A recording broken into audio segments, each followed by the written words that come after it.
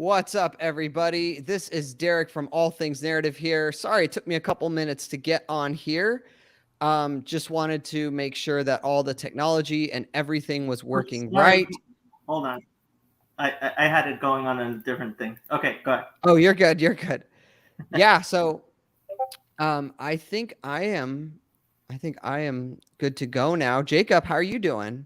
I am well. I just want to tell anybody who's watching, that they can go to Derek's channel, All Things Narrative, and subscribe because he needs subscribers.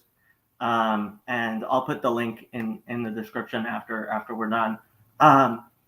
But I had a cold, but so I'll be coughing a little bit. But other than that, I'm doing well.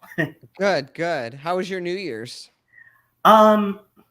It was pretty good. So my friends, I have had these friends since high school.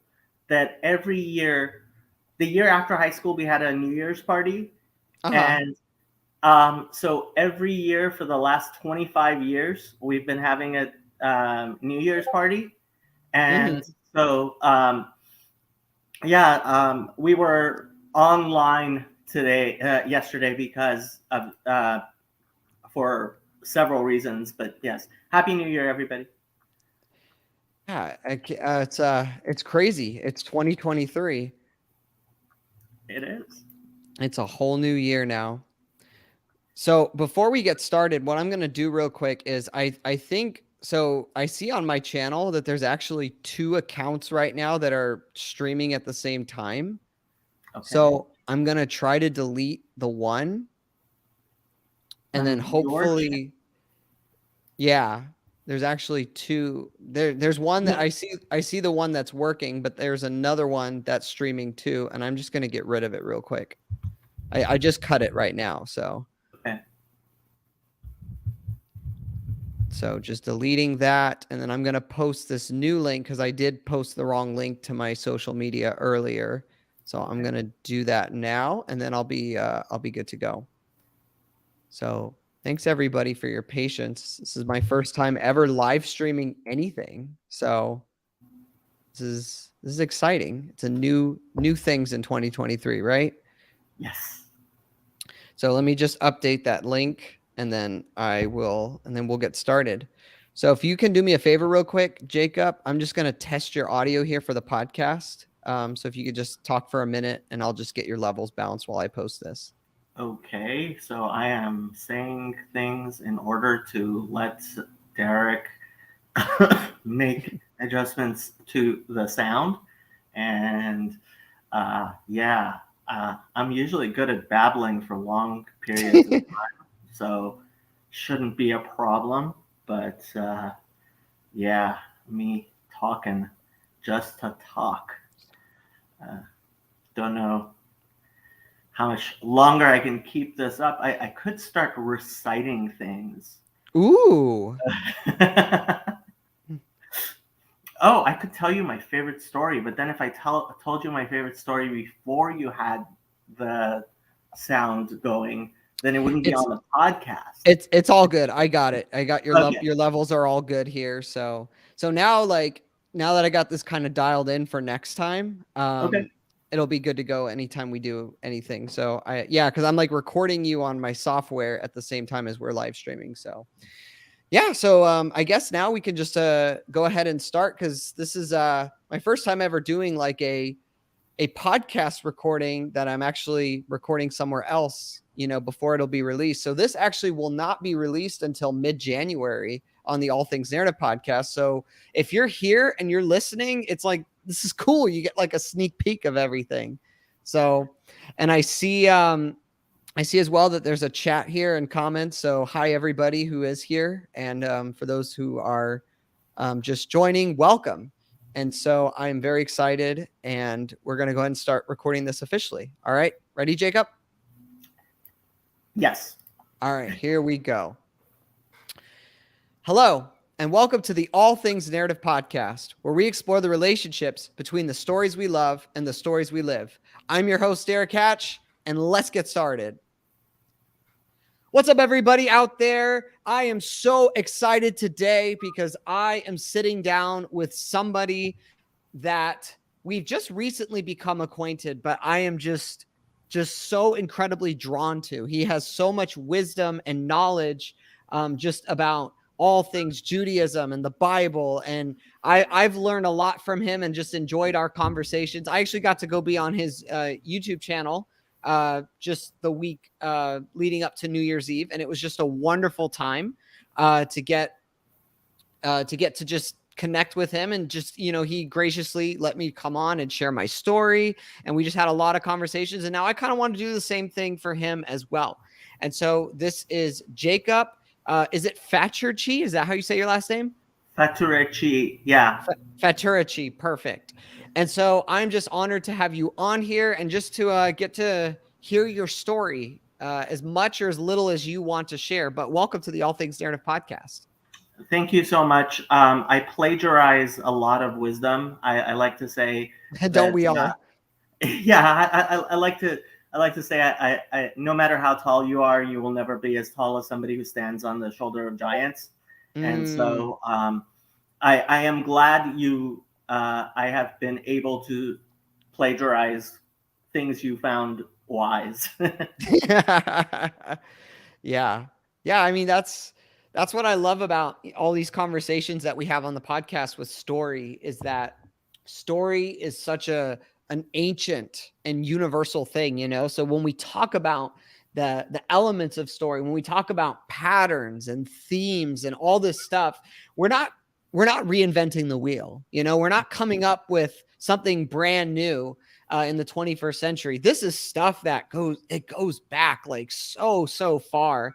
And that's what I love about like people like Joseph Campbell, that really they write these great works that kind of help us to see this common language across space and time and cultures and different circumstances, that there's just this universality of storytelling. And so it's just great to have someone on here who I know just appreciates stories, and you have a lot of great stories as well.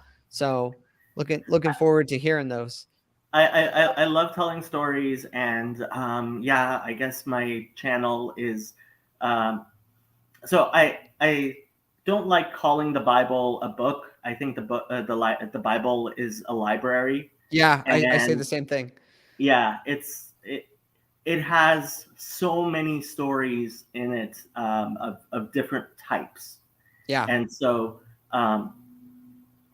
I yeah, stories are how we understand things, I believe. Mm-hmm. Yeah. Yeah, it's how we make sense of the world. Yeah. And how we make sense of our place in it. So part of what we do on this podcast is we explore stories that inspire us, that influence us, whether it be in films or novels, whether it be in something like the Bible. But today, I actually want to hear your real life story, because I've gotten these like little glimmers and pieces of it, and I'm like, okay, I think there's something here that is very profound and inspiring, especially for someone like me who, I've grown up here in America, and it's just in comparison on, and to be honest, in comparison with the world, it's a very comfortable life in a lot of ways. And so, yeah, so Jacob, take us back. Where does your story start? Where do you come from? And what's kind of your origin story, if you will? Sure. So my grandmother, her first language that she spoke to my father is Aramaic. And she her family is she passed recently, but her family are one of the very few people who still speak Aramaic in the world as a first language. So my family, at least that section of it, has been living on the rivers of Babylon, quite likely since the Babylonian captivity. So over 2,000 years. Yeah. Um, Quite Wow. likely. At least that community was really established when there was at least 1,000 years ago. Yeah. That and so that I was born in Iran, and being Jewish in Iran, so I was born about 2 years before the revolution in Iran, the Mm. Islamic Revolution, Okay.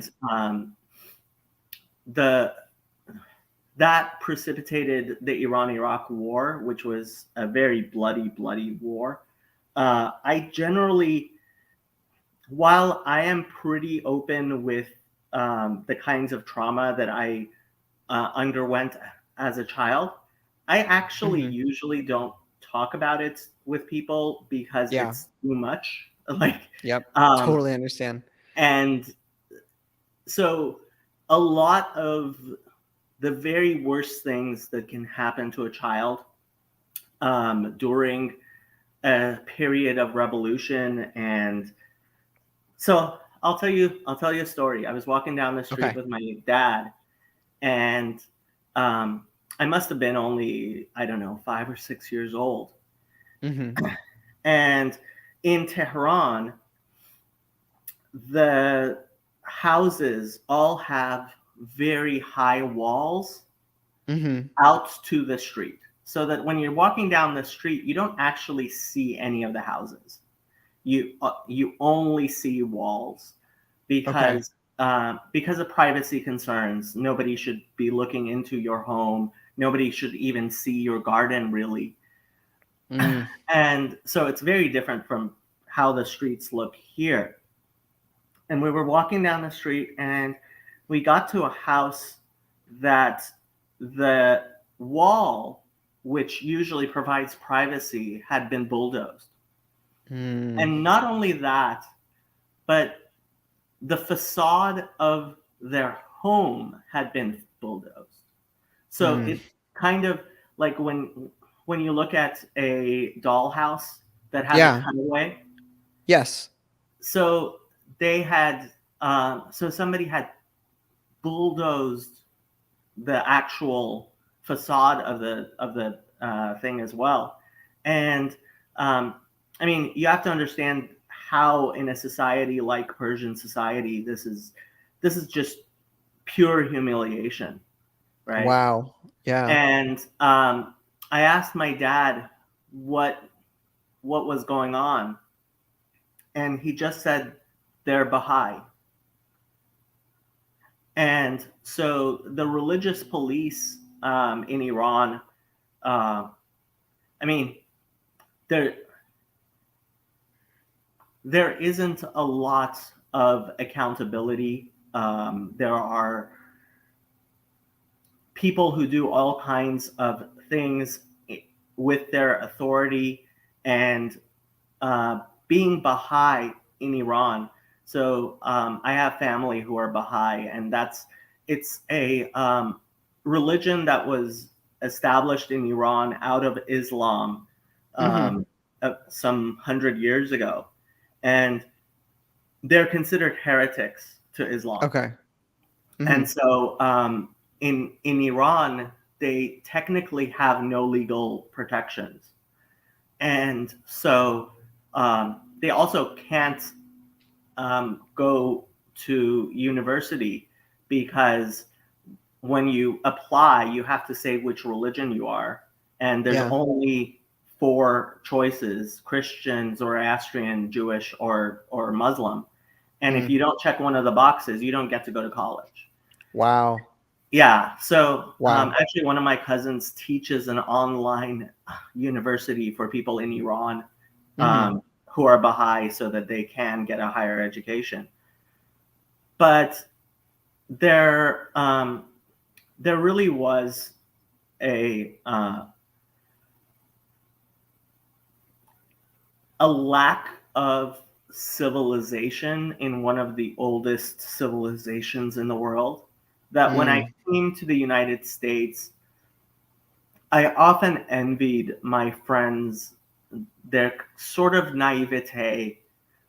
You know, when when you see the police in the Mm-hmm. United States, you may not have the greatest view of them, and but it's it's not even comparable Mm. to the type of abuse of authority that's just a given in Iran. Mm. Here, here in the United States, at the very least, if a policeman is misbehaving, there's a Mm-hmm. standard by which that is considered misbehavior. Yeah. But my father, he was so the first time we tried to leave Iran, uh, we we got caught, and my father was um, arrested, and there was a kind of trial where he didn't even have an attorney, Mm. where he was convicted of being a Zionist spy. Oh, And wow. yeah, and my family, my mom and my grandmother were very, very concerned that he would be executed, and this was one of the many things that happened as a child. So when I came to the United States, um, I am very enthusiastically American. One of the highlights of my life really was when I became a citizen of the United States. And I Mm. have a deep appreciation for just the level of civilization that a lot of us take for granted. Yeah. Um, and I mean, anybody who's paying attention to the situation in Iran right now, it's just wild. It's just wild. I don't Mm. even know what what to say. Yeah. Yeah. Can I so I gotta there's a lot there to kind of dig into and unpack. So help us just for any one of us who might not know. So you're Jewish and you're living in Iran. You're growing up in Iran. Mhm. What's like how what's the percentage of the population in Iran that's Jewish? Um, way under 1%. So Okay. So like the minority of the minority of the minority, yeah, basically. yeah. Okay. And as you're on the heels of this Islamic revolution and that's all taking place, um, did that change at all for your family? Because you guys have been there for a long, long time, many generations. So, what was there a change in how your family was looked at, how you were treated, in just what day to day life was like? Yeah, so under the Shah, and the first Shah, Pahlavi Shah, was about 100 years ago, Reza Shah, and during World War II, actually, so the name Iran, um, Mm-hmm. Iran used to go by Persia, but during World Right. War II, they actually decided to be known internationally as Iran, kind of to curry favor with the Nazis. Um, that was Mm, that was a deliberate consideration that they had in starting to use the word Iran. So being like the name Aryan is actually a very common name in Iran oh, because interesting. yeah, being like Iran is very proud of its Aryan heritage, and there's nothing wrong with that. That it's not anything like um, the type of Aryan heritage that they didn't even have an Aryan heritage really when during World War II with the Nazis. Mm-hmm. But so when the British and the Russians occupied Iran Mm-hmm. during World War II, they deposed the Shah, sent him into exile, and chose one of his sons to kind of be a puppet. Um, Yeah. and this is Muhammad Shah, Okay. and he was very, very Western, and he tried Mhm. to be very Western, and he tried, in a sense, to be liberal. But Okay. so a lot of people, when they look at the hijab and women wearing a veil, it Mhm. is so highly politicized in Iran, partially because during the time of Reza Shah and Mohammad Shah, excuse me, there was an attempt to secularize, which Mhm. included not just allowing women to walk around without a veil, Mhm. but actually prohibiting it in public buildings. And there was apparently a time when um, they would force men. They would not give paychecks to men until their wives came unveiled to pick them up. Oh, wow. Wow. It's Yeah, complete change then. it right. And so there was a reaction. So the Islamic Revolution, there was a pendulum swing, Right. um, and so in fact, there's a reason why the veil is so it's so politicized in Iran, and many people actually see it as a sort of flag of independence and being against Western Western values, and that's Yeah. why it is such a big issue. Like, Mhm. why is everybody talking about the veil? It's because, and in the United States, a woman can decide to wear a veil or not. Yeah. In Iran, there was a lot of pressure for women not to wear the veil, and then it was there was legally required the legal requirement. I remember my sister as a little kid being forced to be veiled to go to school, and it's like, under the Shah, that was never required of Jews and Muslim and Christians and Mhm. Zoroastrians. It was a Muslim thing that some Muslims decided to do, but Mhm. underneath the um, Islamic Republic, it became compulsory on all women, including little girls, to wear the veil. Yeah. So was there so as there's this tension between like a Western secularization of Iran and trying to and groups of people trying to kind of hold on to these Islamic traditions.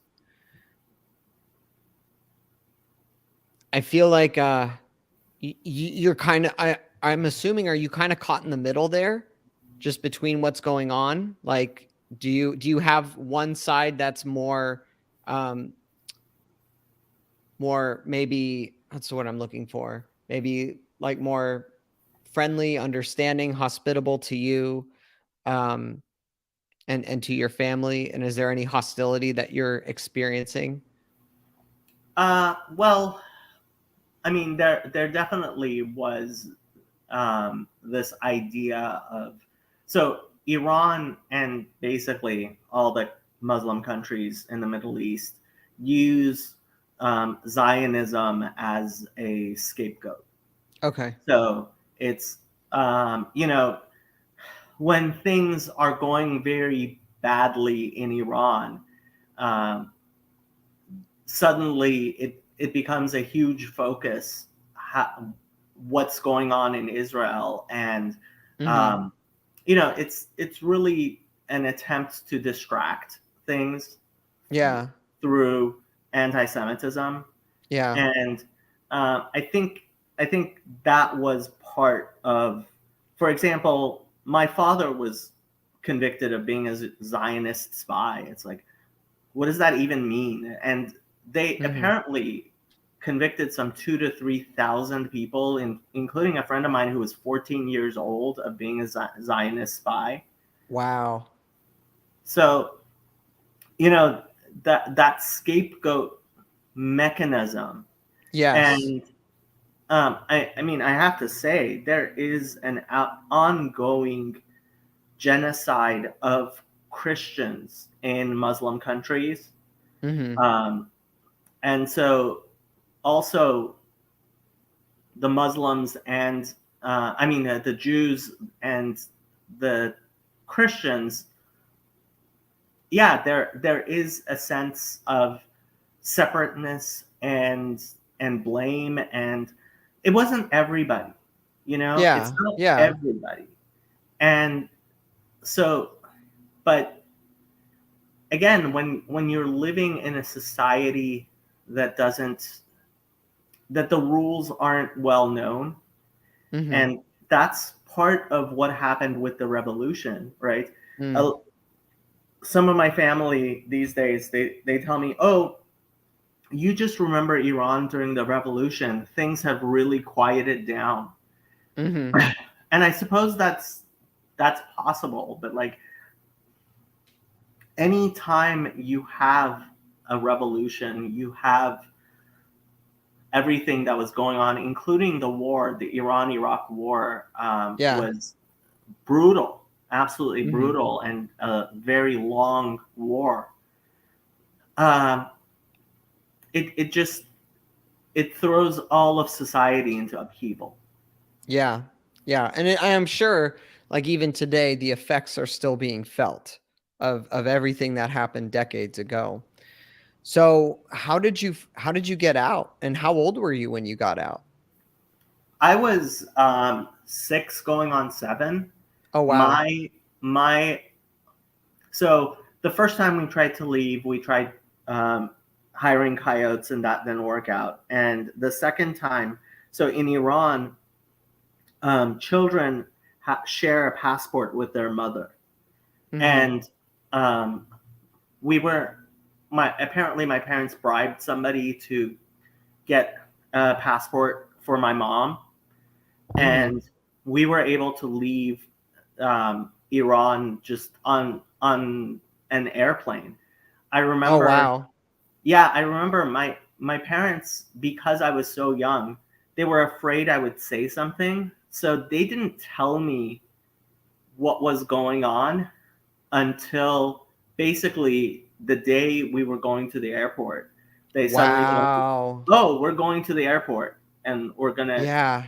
And um, my parents had to basically sit me down, and because we were going to get questioned Mhm. as we're leaving. There's a search. And so my parents had to sit me down and kind of like train me. They basically said, just don't say anything. When people ask you questions, just not don't say anything. Okay. Um, and because I was only 6, right? Right. And I remember the process of like going through the search, and Mm. go, getting on that airplane um, to Turkey, which is where we applied for um, we applied for asylum. And Mhm. 6 it took about 8 months for the asylum process before we Mhm. got to the United States. And once we got to the United States, then my father also, he did the coyote thing. He actually walked for 3 days. Um, they would they would sleep during the days and walk during the nights. And so there's a hilly portion of Iran between Turkey and Iran where he um, walked past it. So he got out at a different time than you. Yes. Okay. What was it, like, how long after you guys? So he left as soon as we were faced safely in the United States, Okay. and so he showed up he ended up coming here, I believe, like 4 or 5 months after we did. Okay. So you Yeah. got to Turkey, and how long were you in Turkey before you got to the United States? So 6 months in Turkey, and then we got accepted to a refugee program, which took us to Italy, and we were Mhm. in Italy for 2 months, and then we came to the United States. Okay. Now you're in Turkey and you're in this period of waiting. Was the United States always the end goal to get to? Um, well, I mean, the question was United States, somewhere else. Apparently, we have some family in Canada, and Mhm. there was a time when it was looking like we were going to go to Canada, and I sometimes wonder like how different my life would have been. Sure. Um, there was also possibly the option of going to Israel, you know, but a lot of our family had come to the United States. Los Angeles has a very large expatriates population of, Mhm. so like a lot of the Persian Jewish community ended up moving to Los Angeles, Okay. partially because a lot of those people moved to Los Angeles before, like there was a community that came before the revolution, Mhm. and Mhm. so kind of people bringing family over, and Yeah. yeah, so Los Angeles, I mean, I live not very far from Little Tehran. So you had family that was here Yeah. already. And so I mean, when you were before you even got here, like when you're in Turkey, you're in a new country for 6 months. You just found out as you were like getting ready to come over here that, oh, hey, by the way, we're not going back. So if you can recall, like what was going on in your 6-year-old mind uh, while you were there? Well, I mean, it was a scary time, partially because as children we look towards our parents, Yeah. um, and um, my father wasn't there, and my mom was very worried because we only had the money that she was able to bring out with us Hmm. until we got accepted into the refugee program. So my mom was very concerned, and um, was trying to save as much money as possible while we were in Turkey. When we finally got to Rome, Hmm. it was a lot more relaxed because my mom then didn't have to worry about running out of money, Okay. and so it, we ended up actually touring uh, a lot while those 2 months we were in Rome. Hmm. And then you get to LA Yeah, I'll tell and you another what? story. Yeah, yeah, So yeah. it Persian culture, there's this thing called tarof, which is kind of like a polite negotiation when you Okay. go to somebody's house. Hmm. And so when somebody offers you something, you're supposed to say no, and then they offer it again, and you're supposed to say no, and then, you know, so um, it's like this social dance that you go Okay. through. And when we came to Los Angeles, one of my dad's aunts, we went over to her house, and she Hmm. had been living in the United States for a very long time, Okay. and already, and she she said she brought out a tray of cookies, Okay. and she said, "This is America. We don't do taro. I'm going to leave this on the table. If you want, you're going Yeah. to take. If you don't take, I'm not gonna force it on you, and you're not Hmm. gonna get any." Hmm. And that's all she said. Yeah. And 6-year-old me and 8-year-old my sister didn't know how to take that. Yeah. And we're sitting there with that tray of cookies there, and of course we didn't take any because it's like she's supposed to offer, right? Yeah. And she's supposed to do this taro thing. And that was a lesson that I really learned about the United States. Like just sitting there, and then when we left, it was like, oh, if she really meant it, if I don't take the cookie, I wasn't going to get a cookie. Yeah. Oh, that's interesting. Were there any other sort of kind of cultural things that were maybe surprising or shocking to you in those first days, weeks, months that you were here? Well, one of the things that was actually most shocking, um, we went to the grocery store, Hmm. and the oranges didn't have any dirt on them. Oh, And it was like, yeah. and we're looking at this supermarket, and it's like nothing I had ever seen, right? When you go to the greengrocers in Iran, certainly, and even in Europe, Hmm. so there's a butcher shop, and there's a greengrocer, and there's there's all these small shops. Yeah, And when you go to the greengrocer, like the greengrocer doesn't spend his time like polishing the the oranges the way sure. supermarkets do in the United States. And you know, the fact that people would buy individual oranges as opposed to like buying them by the pound. Hmm. Um, there was a lot of there were a lot of things which were very different between Iran and the United States. I mean, the culture shock was huge. And Yeah. so I mean I can't even enumerate all of them, but And it was a what different what lifestyle. what year was it that you got here? 1985. 1985. Okay. Was there anything cuz you mentioned earlier that there was kind of like a secularization kind of trying to happen over there in Iran. Hmm. So were there any things that like you kind of got a little taste of that were Western while you were in Iran, but then you came to America and you kind of saw the full extent of? Well, I remember so the attempts to westernize were before the revolution, so I was only 2 years old when the revolution Yeah. happened. But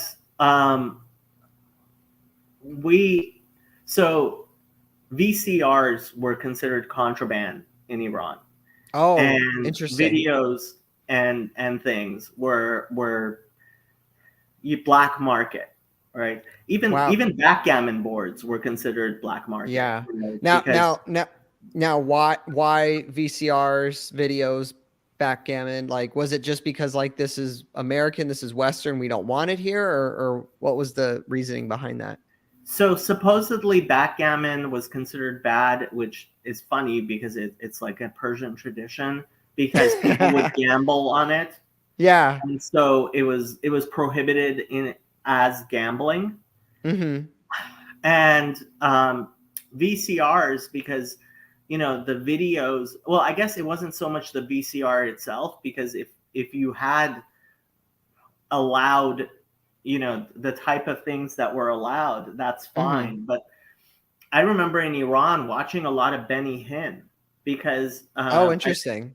Benny Hinn has a lot of things that it doesn't matter. You just watch him running around doing things. There's a lot of physical comedy, Yeah. um, and I remember we used to watch a lot of Bollywood stuff in, Mhm. in Iran, but all of this was kind of contraband. Mhm. And then actually going to movie theaters and Mm. the like what was on the televisions in the United States and in Europe, like it was completely different. And I have to say, I almost think um, it was. I think there was a problem with me personally as a child, like watching a lot of, not adult movies, but movies that weren't appropriate for my age, Yeah. because um, my parents really didn't understand what was. I mean, especially before my dad got here, but once my dad got here, he started at, regulating what we were watching and bedtimes and stuff. But Mm-hmm. those first few months, my mom wasn't sure what to do with it. Like, this is just television, and people are watching television. And Yeah. so it's a very different type of society where you have to have parental controls than Sure. one where you don't. Yeah. Yeah. And it's I mean, ever since then, it's just gotten crazier and crazier, right? Well, yeah, to some extent, I guess. Yeah, especially with the internet. Yeah. So we've talked a little bit about what it was like for you being, coming from Iran and being here in America. What was it like? What was it like cultivating, and growing up in the Jewish faith in LA? As your family's trying to start again. Yeah, so I actually think part of my Jewish identity and personally being more attached to Judaism um, was in reaction to um, just, I guess, kind of the freedom in the United States. Yeah. American identity lets you be whatever kind of American you want. Mhm. And so you have to ask yourself, what kind of American do you want to be? And Yeah. so I got very, very involved in Judaism, and I became very observant to the point where my parents were like, they were very unhappy with me being as observant of Jewish law as I was. Um, Interesting. and I think, well, first of all, that came as a total surprise to me. I never, Mhm. I never anticipated it.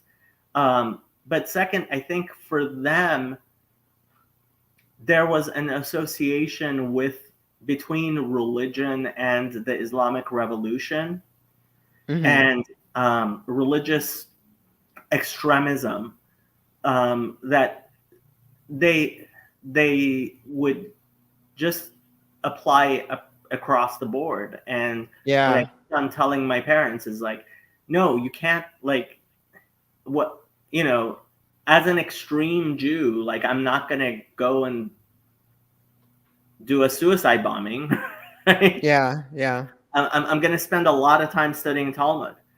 Mhm. Yeah, so it was definitely not what they were maybe expecting. Definitely They not. My father actually told me. So after college, I went to Israel to study at a yeshiva, Mhm. and my parents came and visited me. And my dad told me that when we had first came to the United States, one of the local, excuse me, Jewish schools had offered free tuition, Mhm. and he had gone and visited the school, and he had seen the kids all wearing yarmulkes and Mhm. tzitzit, which are the fringes that they wear, Yeah. and running around. And he said he decided, that's not what I want for my son. And Mm. when he was saying this, like, I was in Jerusalem at a religious school wearing a yarmulke and tzitzit, and for him it was kind of like, I guess it wasn't up to me. you know Yeah. Yeah. Yeah. It's like you found your way there no matter what, even though he wasn't, yeah. wanting you to go in that direction. Yeah, that's interesting. So you in college you were studying a lot, it sounds like. I learned a lot about Judaism in college, but you have to also understand that we didn't have the same resources then that everybody has now, right? So Yeah. these days, there are websites like Safaria and Yep. Chabad.org, and like there's so much about Judaism that's freely available Yeah. that just did not exist. Mhm. And I was trying to learn more about Judaism, but I was also, you know, in a particular environment. There Mhm. weren't really. So when I went to USC in undergrad, Mhm. there wasn't there weren't um, there wasn't an Orthodox rabbi at all, and I was one of the few students who started wearing a yarmulke Okay. on campus. And Mhm. um, there's actually like one of my claim to fame is the Los Angeles Jewish Journal, when my rabbi, who ended up opening the only Orthodox synagogue at USC, Mhm. when they were doing an article about it, they they started off the article with me talking about how I had been I was riding my bike on Fraternity Row, and I was wearing a yarmulke, Mhm. and a drunk frat guy at um, on top of the Jewish um, one of the Jewish frats Yeah. yelled out, "Look, there's a Jew!" What? It was just that strange to see somebody Interesting. wearing a yarmulke at Wow. at USC at the time. This was Yeah. 1996, 97. Yeah. Um, and now it's just so much more common, but it Mhm. wasn't something that you really saw. Yeah.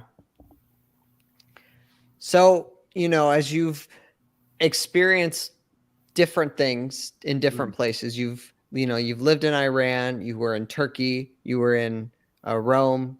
It sounds like you were in. Did I hear you say that you were in Jerusalem as well? So after college, after undergrad, Yeah. I went to a year to study in a yeshiva in Jerusalem. Yeah. Okay. Yeah. And then of course L.A. where you are now. As you know as you've moved in these different seasons in these different places, have there been any particular stories that have really sustained you through all these changes that have really just that you've held on to that have been particularly meaningful to you, just as you've been learning how to cultivate and explore and enter into further your Jewish identity within the midst of so much change? So I'll tell you my favorite story that a rabbi once told and just stuck with me. And Yeah. I've told you this story many times already. But there's a young man who learns of a fruit that Yeah. is Oh, well, this is a has good one. yeah, that has a taste unlike anything he has ever tasted before. Yeah. And he decides that he's going to go out in search of this fruit. And Mhm. so he goes to city after city, wise man after wise man, hermits, nomads. He goes and he spends basically his entire life on this search Yeah. for a for that tree. And eventually he actually arrives at the tree, and there's a fruit there, Mm. and he takes it and he tastes it, and he feels that all those years of his life, that Mm. now he's an old man, were worth everything he went through to get there. And Yeah. while he's savoring that fruit, a little child walks up to the tree and grabs a fruit and starts eating it. Mm-hmm. And he wonders, he says to the child, "How'd you get here so young? I spent all my life trying to get Mm. here." Yeah. And the child says, "I was born here." And for me, that's really meaningful because I think all of us have a journey from where we were born to where we will end up. Mm-hmm. And there are a lot of things I wish I had known when I was younger that I try to impart to my nephews. For example, Mm-hmm. I tell them an intelligent man learns from his mistakes, a wise man learns from other people's mistakes. Mm. Um, and so it's really nice to be that child who was born at the foot of that tree. But then the question becomes, what becomes your adventure, right? Yeah. What Yeah. are you going to spend your life doing? And can the fruit taste as sweet to that child as it does to the man who spent his whole life getting there? Yeah. I love that story. I've heard you tell it a couple times, and it connects with me so well because, you know quite a bit of my story now, and you know that's been a lot of my journey too, is not growing up with a lot of the things that are important to me, particularly when it comes to God and faith, and then coming to find that and go through just sometimes a really painful journey to get to where some people just that's their starting place. Like I think I'm like my wife is one of those people that she was the kid there at the tree. She's had a very good foundation in those things at a young age. So yeah, where are you at now? So what is you're I know you're still living in LA, but what's this chapter of your story that you're in like for you now? So I had a lot of difficulty in living an Orthodox Jewish lifestyle, Mhm. and maintaining a relationship with my family and making Mhm. everything work. And there were several things that at one point I decided, okay, this is not what God intended for me, and I didn't know Mm. what God intended for me. Yeah. And so I dropped basically all Jewish observance completely. Oh, And wow. yeah, I decided, you know what, I'm just going to concentrate on other things. I'm going to concentrate on building on my life, on you know um, being healthy and all things like that. And so I went on this journey of self improvement, Yeah. which led me to Jordan Peterson, Mm. Mm. Yep. who and it wasn't because of anything religious. It was Mhm. because he was this psychologist who was, so I was getting involved because because of the psychological community. Yeah. Um, and the funny thing was that, well, a lot of people were just embarking on a journey of discovery of the Bible and Mhm. religion in general. Yeah. And I found myself in this place where I never would be. Um, I can I can guarantee you that if I had the life that I thought I was going to make for myself, Mhm. I would not be having this conversation with you. Yeah. would not have my YouTube channel or anything like that. Mm-hmm. Um, and I found myself in a place. I kind of feel like Jonah, that Yeah. this this fish swallowed me up and took me somewhere I didn't want to go and Wow. spat me out. Um, Yeah. and that's kind of where I am right now. Is for the last 2-3 years, I've become kind of a resource about theology and Hebrew and Judaism and everything around that in Yeah. ways I never imagined I would become. And especially while there are some Jews in this little corner of the internet, Mm-hmm. um, I'm making good friends with Catholic priests and Eastern Mm-hmm. Orthodox priests and Yeah. uh, Calvinist pastors and uh, all these people that, frankly, Judaism is rather insular. Mm-hmm. We don't evangelize. We don't believe in disrupting other people's religious journeys, Mm-hmm.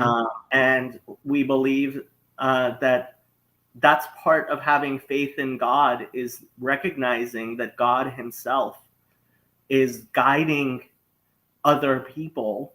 In Yeah. our communities, we are involved in with our own community and building our religious faith Yeah. within Judaism.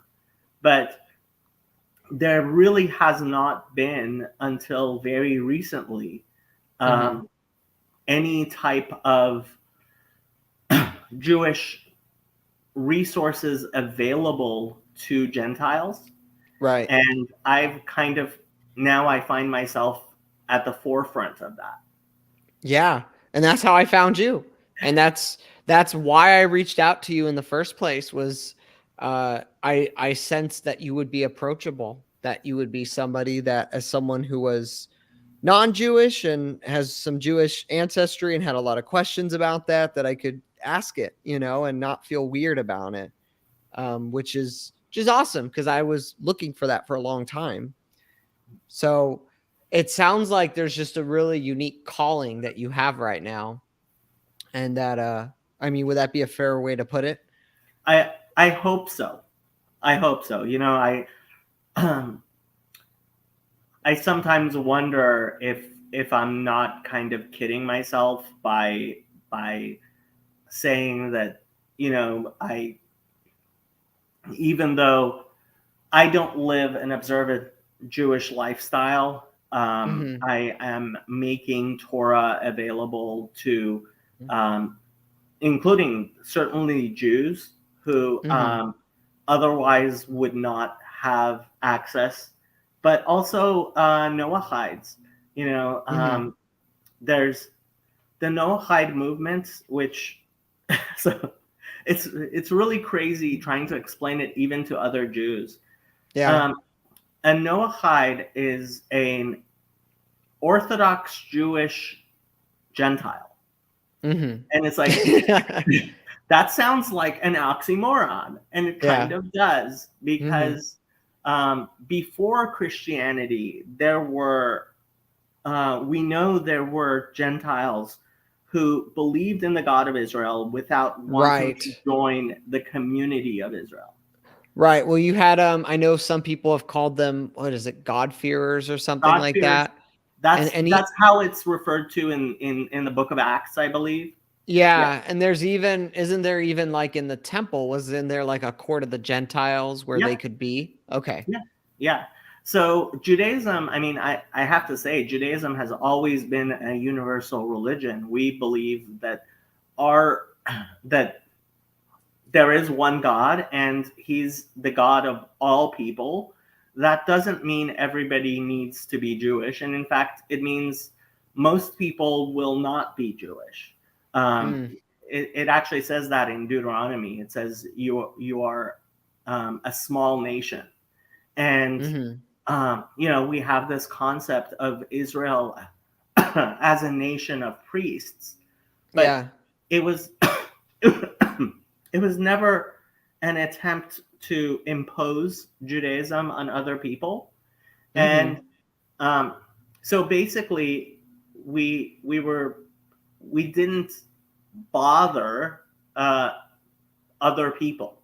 Well, Mhm. now, so 50 years ago, there were no Noahides. Mhm. 2,000 years ago, there were Noahides. 50 years ago, between the advent of Christianity and the 1970s, Mhm. basically, like being a Noahide was not an option. Mhm. Mhm. Because who would want to be a Gentile whose religion is Judaism? Mhm. But now, um, there are estimates. The best estimates we have are there are 100,000 Noahides, and Wow. when you consider that, I, if you're very generous as to the Orthodox Jewish population in the world, it's like 2 million. Yeah. Um, so you're talking about a, a growing population that's getting to be as large, if not larger, than the number of Jews who are observant of Orthodox Judaism. Most Yeah. most Jews in the United States, they go to Reform and conservative synagogues, Mhm. and yeah, it's just become a very strange place to be guiding, trying to guide people who come for uh, with questions about Judaism. That Judaism, unfortunately, the rabbis have not been discussing the practical implications of what it means to be an Orthodox Jewish Gentile. Yeah. Well, why And this might be a loaded question, but why do you think this is happening like all of a sudden in the last 50 years? I have to say, I always turn to that verse in Zechariah, Mm. which says 70 men, I mean 10 men of each nation will grab a Jew by the fringes of Mhm. his garment and say, we have heard God is with all of you. We want to go with you. Wow. And in my life, I am seeing that being fulfilled. Yeah. Um, One of the rabbis, who is very prominent in this field, Mhm. he says um, he receives emails on a daily basis, Mm. people saying, Rabbi, I just want to hold on to your tzitzis, right? I just want to hold on to the garment, the corner of your garment, Mm. referencing that verse. So Right, right. so I'll tell you another story. Um, there's a monastery not too far from, his name is Rabbi Skobak. He lives in Canada. And there's I a feel like I've heard that name before. um, Maybe it was from you or from somebody, but that name's very familiar. Yeah, so he's one of the few rabbis who are very involved in the Noahide movement, Okay. and so he got this call from a monk in a cloistered monastery. So a Mhm. cloistered monastery basically are people who shut themselves off from the world. They Yeah. go into this monastery and rarely leave it, rarely talk to anybody, unless people come visit the monks, right? Yeah. And he gets a call from a monk in one of these monasteries who says, Rabbi, I have to see you. Mm. Rabbi Skobac, Wow. what? and and so he went, and he's like, the yeah, the monk said, I can't talk on the phone. I need you to come visit me at the monastery. Wow. And so he goes and he visits this monk in his cell in a cloistered monastery, and um, he says, I want to become Jewish." It's like, Wow. and Rabbi Skovak is like, "Why?" And he says, "Because we recite the entirety of the Book of Psalms every day at this monastery, Yeah. and the longest chapter um, in the entirety of the Bible is what's called an eightfold acrostic." Is So that poetry, Psalm 119? yeah, yes, Okay. yeah. So an eightfold acrostic. So acrostic poems in Hebrew are um, poems that start with a letter of the alphabet, Yeah. right? So, first one starts with A, first B, then B, then C, Hmm. then D, right? The equivalent in Hebrew. And Psalm 119 is an eightfold acrostic.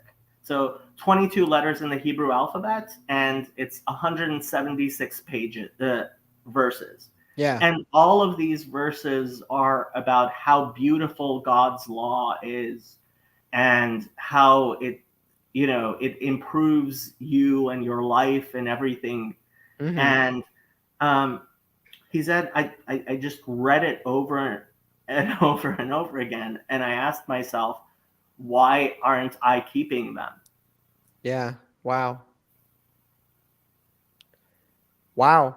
So when you hear about these stories like this, and you kind of look at what's going on, because I feel like I just, even reflecting in the last month, it's been interesting to see. On the one hand, there's been like, I'm hearing more about anti-Semitism happening, like in the media. I mean, there's the whole Kanye West thing, and just other circumstances as well. And then on the other side, I think about like my my my kindergarten, daughter is learning Hanukkah songs in elementary school, which that was not a thing at all when I was in school. And so it's like I'm seeing like it's something interesting happening just culturally. So I don't what do you kind of see, like, in terms of just here in America, in the West in general,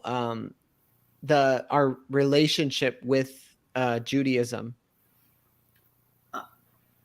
I should give a warning, which a lot of people find surprising, which is philosemitism, which is a love of Jews as Jews, Mhm. is a form of anti-Semitism Interesting. Yeah. because it fetishizes Jews, right? There are a lot of Jewish people who, unfortunately, are not very good people. There Mm. are a lot of Jewish people who are amazingly good people, Yeah. right? And when you talk about the Jews, Mm. I there was a model who got into trouble for saying something anti-Semitic, and she tweeted out, "I love the Jews," and it's like, really, you love the Jews? Have you met like the Jews? That there are all kinds of Jews in the world, Yeah. and so I think part of the rise in anti-Semitism has come from an unfortunate. Um, so I think postmodernism Mhm. has taught at least some people, especially people who are involved in critical race theory and Mhm. similar critical theories, to view people as only their various identities, right? Yeah. Mm-hmm. Like Jacob is a Jew, and Jacob is an American, and Jacob is a Persian, and Jacob is, and the fact is, Jacob is a person, Yeah. right? And Yes. um, wherever you go, you're going to find out that all the people there are human beings. Mm. And that's one of the most disappointing things you can ever discover.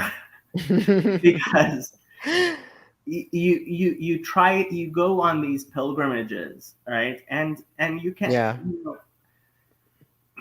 Israel was beautiful and I loved so much of it. Mm-hmm. But even in the yeshivas where people were trying to live holy lives and concentrating, I mean, really, really concentrating on improving themselves and making themselves better people, Mm-hmm. they were still people. Yeah. And so I think anytime we view people as representatives of others, Mm-hmm. anytime we give um, credence to these ideas that a human being is simply a result of the systems that produce them, as opposed, in this mechanistic Yeah. view, as opposed to seeing individual human beings Yeah. as individual people, Right. you you actually, that's why you're seeing both more philosemitism and more anti-Semitism. Mm. Um, and I think just in general, we're seeing a lot more racism because a lot of Yeah. people are um, deliberately being racist in the name of being anti-racist, and Yeah. it's they're just flips. You know, it's it's wrong. It's silly to say I don't see race. Obviously, when I came to the United States and I saw the first black person, it was it was different than what I had experienced, right? Yeah. Yeah. Um, but if I see that person as merely a representative of the African American community, Mm-hmm. uh, I I am denying that person's story, that person's Yes. individual life, right? Mm-hmm. Yeah. And Preach it. I have gotten to know lots and lots of different people from different backgrounds, and I was just speaking yesterday to somebody who's a Latino minister, Mm-hmm. and he said, um, "Yeah, these people gave me a grant to start a church, and because I am Latino, Yeah. they just assumed that I agree with a lot of the woke things, not Mm-hmm. understanding that no, actually, I am one person with um, and this has become a common thing for people to assume um, that, for example, Latinos would be like the term Latinx, Yeah. Yeah. and Yeah. they hate it. Or American Indians, right? A lot of people want to say Native Americans because they want to be um, kind, and and that's all nice and good. But American Indians prefer the term Indian, Mm. and so if it's about what you wanting to be nice without actually caring. Okay, I'll tell one last story. A rabbi walks into a cafeteria and he sees one of the students there gorging himself on fish. Mm. And he's just eating away at all this fish. And he Mm-hmm. turns and he goes to the student and he says, "What are you doing?" And the student says, "I can't help myself. I love fish." Mm. And the rabbi says, "No, you don't love fish. If you loved fish, you would buy an aquarium. You Mm. love eating fish. You love how fish makes you feel. Yeah. And you love yourself with the fish, right?" Wow. And Yes. if we're using other people to love ourselves in a narcissistic way, as Mm-hmm. opposed to genuinely seeing asking that person, what do they want, what do they need, right? Yeah. then then we're just being narcissistic. Wow. And that's something that you just you're not going to hear a lot of people own up to right now. So but that's good. That's good.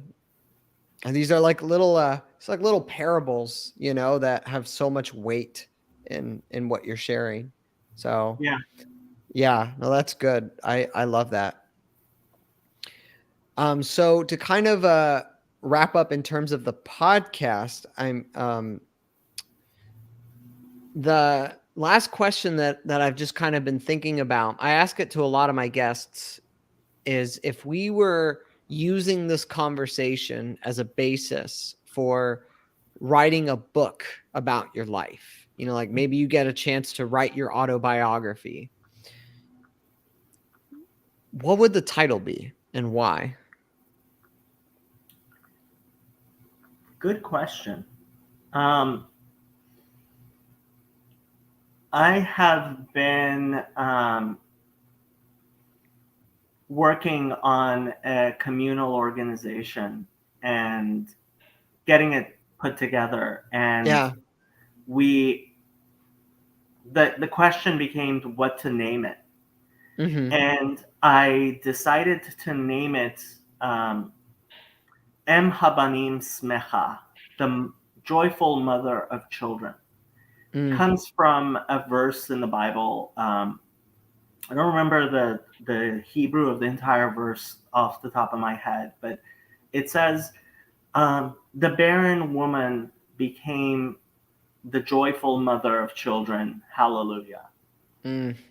And you know, I I never imagined 10, 20 years ago, certainly, and certainly not 30 years ago, that I would not be married, I would not have children. Um, but my life has taken a different route, and Mm-hmm. it's borne fruit of the mother of children. That's a reference to the Shekhinah. You would call it the Holy Spirit in Judaism, Mm-hmm. Mm-hmm. right? And the fruits of the Spirit, um, I would say in my story, when the fruit that I've been looking for, the tree that I have found is very, Mm-hmm. very different from anything I imagined. But Yeah. the fruits are sweet. Yeah. Yeah. I feel like that's what good stories are made of, though, is finding the unexpected and us growing into who we're meant to be in that journey. Yeah, yeah. A story that doesn't have an arc, that we don't learn. Um, you know, the question becomes,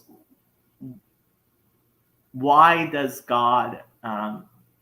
So one of the big differences between what Judaism teaches and what a lot of Christianity, at least in the United States, teaches, Mm-hmm. is there is this idea of getting saved, right? Yeah. And that's the most important thing, right? That, and Constantine waited until his deathbed to get baptized because um, there was this idea some people had, which was um, baptism would remove all your sins from before you got baptized, but not after. Oh, And interesting. he Yeah. he he had some sinning to do, and so he was waiting. To say the least. To say the uh, least. uh, and but you know the the Jewish idea is that life exists in order to teach us a lesson, to help us know God and turn towards God and Yeah. walk towards God. Mm-hmm. And so there isn't, it's religion shouldn't be a destination, it should be a path. Yeah.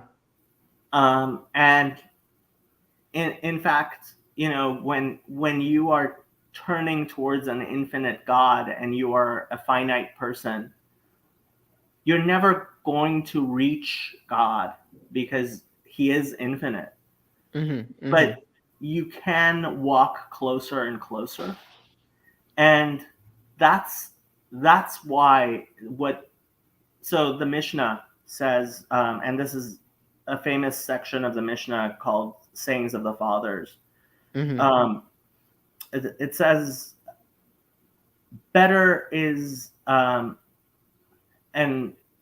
an hour in the world to come than this entire life. And better is an hour of repentance in this life than the entire world to come. Oh, interesting.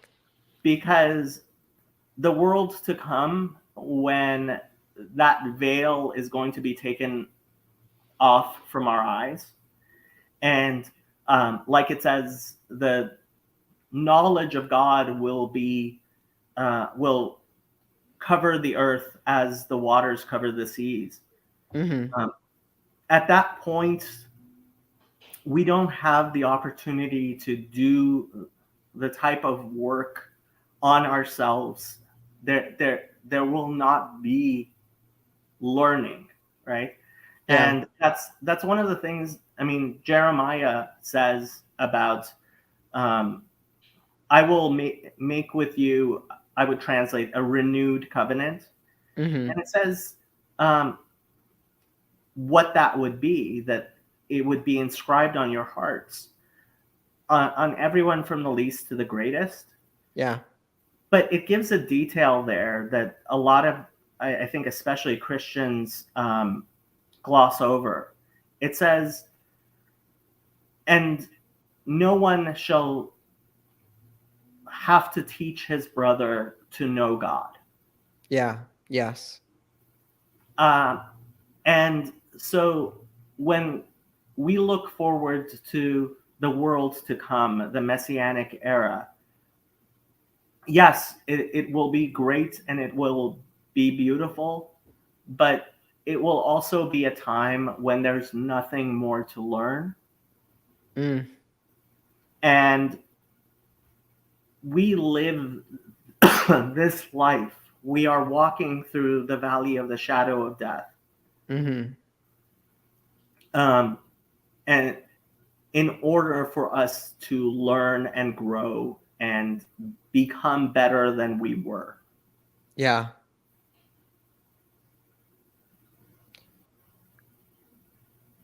Yeah.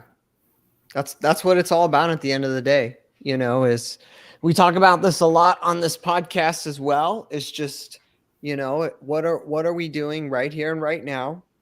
And what would it look like if we viewed our lives through that lens of story? And we know that characters in stories are meant to be dynamic. They are meant to change and transform and grow as they go through the journey. And so, what are we doing to be intentional about that? Are we willing to undergo such a process and such a journey as painful as it might be at times to go through the valley of the shadow of death. So I would love to have you back on sometime, Jacob, to actually just kind of talk about, the Hebrew Bible, and to talk about, for our listeners, just a lot of the rich depth of what you know about it. And so if people do want to get more connected with you, where can they find you? I have a YouTube channel. Excuse me. It's just my last name. You can find my details. You can find my cell phone number just by googling my last name. So I am a pretty open and available person, and so I invite anybody who's interested.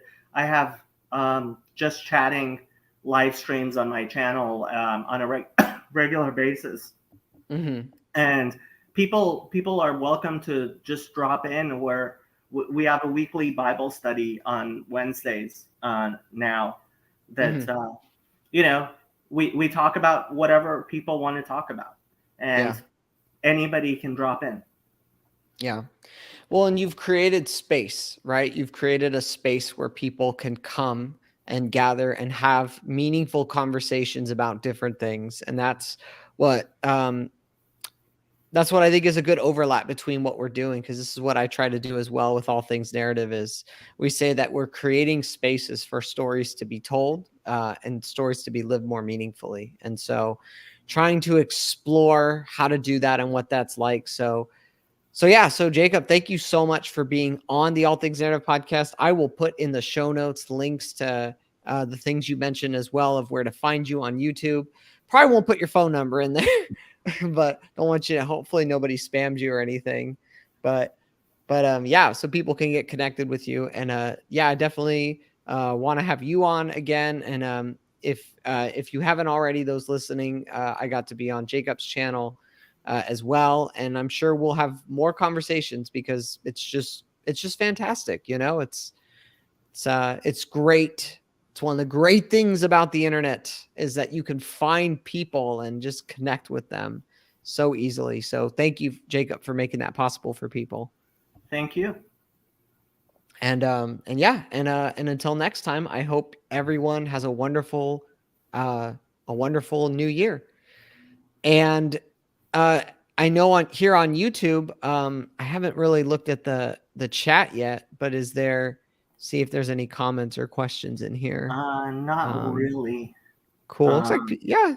Thank you for everyone who's here. I recognize a couple people from when I was on here with you, so that's cool. yeah, Garth says Faturechi sounds like an Italian name. Um, Yeah. it's actually Turkish. It means person who sells cloth. Oh, okay. Yeah, I come from a long line of cloth merchants. Wow. So is that kind of like the family trade?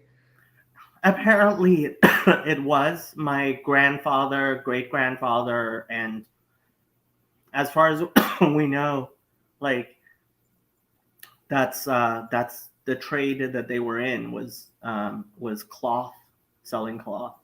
Yeah. Yeah. I don't know if anyone else is around, if there's any more questions or comments before I know, at least I gotta go. But I don't know. Do you have another stream today? I was thinking of streaming. The problem is this cough. I'm not feeling Yeah. very well. Yeah. Um, It might be good but to rest. yeah, yeah, probably. I have lots of streams I want to do, but yeah, I probably not today. Yeah.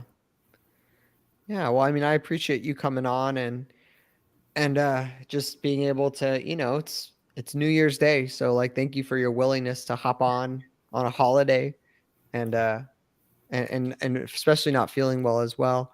Oh, there's something here. There's a Persian rug store in the Twin Cities. The man there says the rugs take 1 to 2 years to hand make them. Yeah, I've heard that process is no joke. I've heard it's pretty elaborate. Yeah, yeah. And be very careful where you get your rugs. There are little children who are spending a lot of time weaving rugs that you don't Mm, want to buy.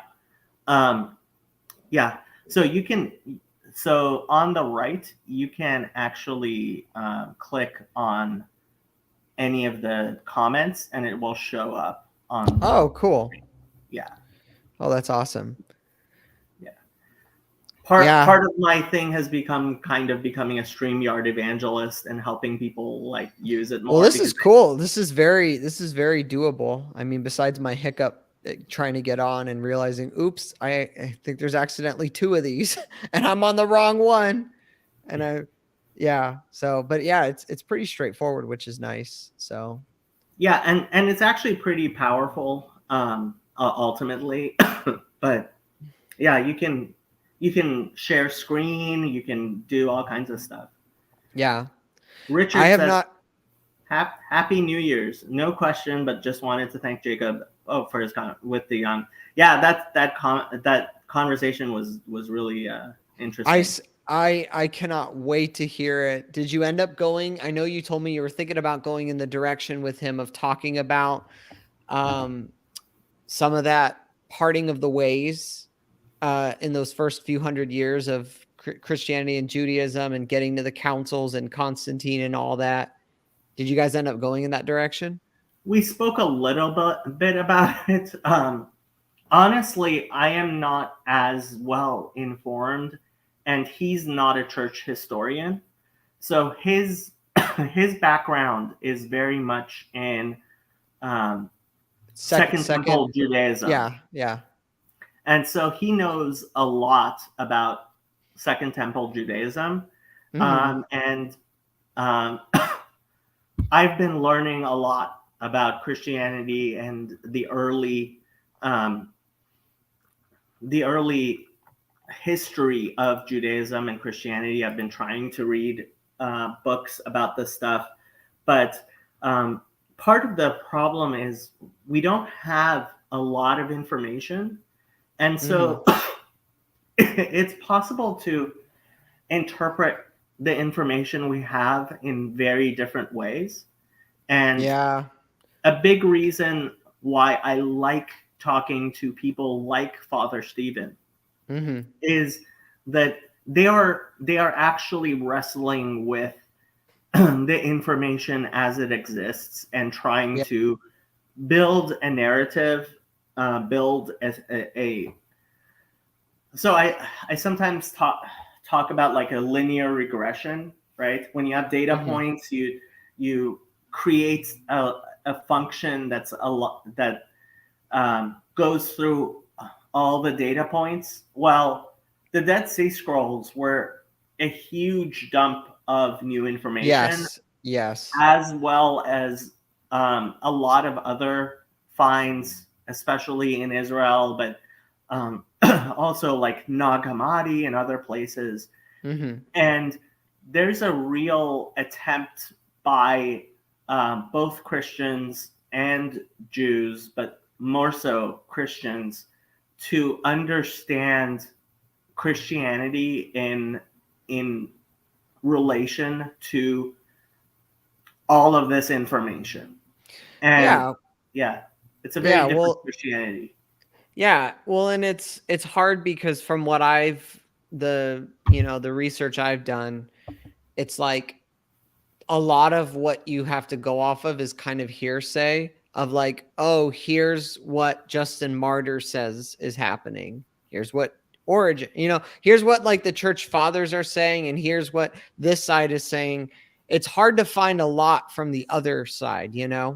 Like trying to find, okay, what did the Ebionites, right? I believe that's what that group was called, that was trying to hold on for a long time. Like, I don't think we have a lot of their writings, at least not that I've read. So it's hard to know to get a complete picture of everything. Yeah, Robert Eisenman, he's kind of a fringe scholar. But his work has been incredibly influential Yeah. because it is so convincing. Yeah. I'm reading James, the brother of Jesus, right now, and we actually discussed it with Father Stephen. I don't, I, I don't agree with necessarily agree with a lot of the things that he says, but Mhm. um, I think he's very close to the truth. Yeah, like there's something there he's on to. Yeah, yeah. And, Christians, there's a lot of questions Christians have to answer for themselves. Acts Yep. 21, I think, is good night, Don Quixote. I Acts 21 is, you have to decide what was going on there as a Christian, and Mhm. how you answer what was going on there. Whether you believe that this was a moment of weakness for Paul, or if he actually, or it wasn't, that makes a huge, huge difference as Yeah. to how you view the relationship between Judaism and Christianity. Yeah. Yeah, that would be an interesting conversation to have with you in general about like because you've been reading the New Testament, and have you read through all of it recently, like in the last couple of years, or Well, I've only really been reading it for myself in the last couple of years, mm-hmm. because I always had this idea that, if you want to know what a text says, you Mm-hmm. should you should not go in there and stumble around, and but you should actually put great weight in the words of the people who dedicated their lives to it, Mm-hmm. right? Excuse me. And so I I always put great credence on the Christian interpretation of the Christian Bible. Mm-hmm. I don't do that as much anymore. Mm-hmm. I um, and I have been reading mostly the Gospels, but um, reading the New Testament for myself. Yeah. And um,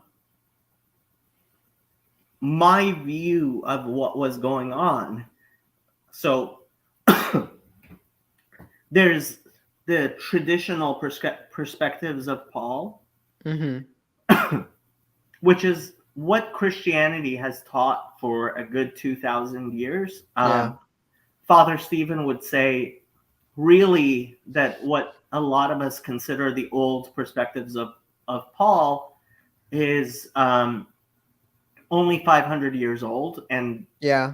and it was invented by Martin Luther and the Protestant Reformation. Yeah.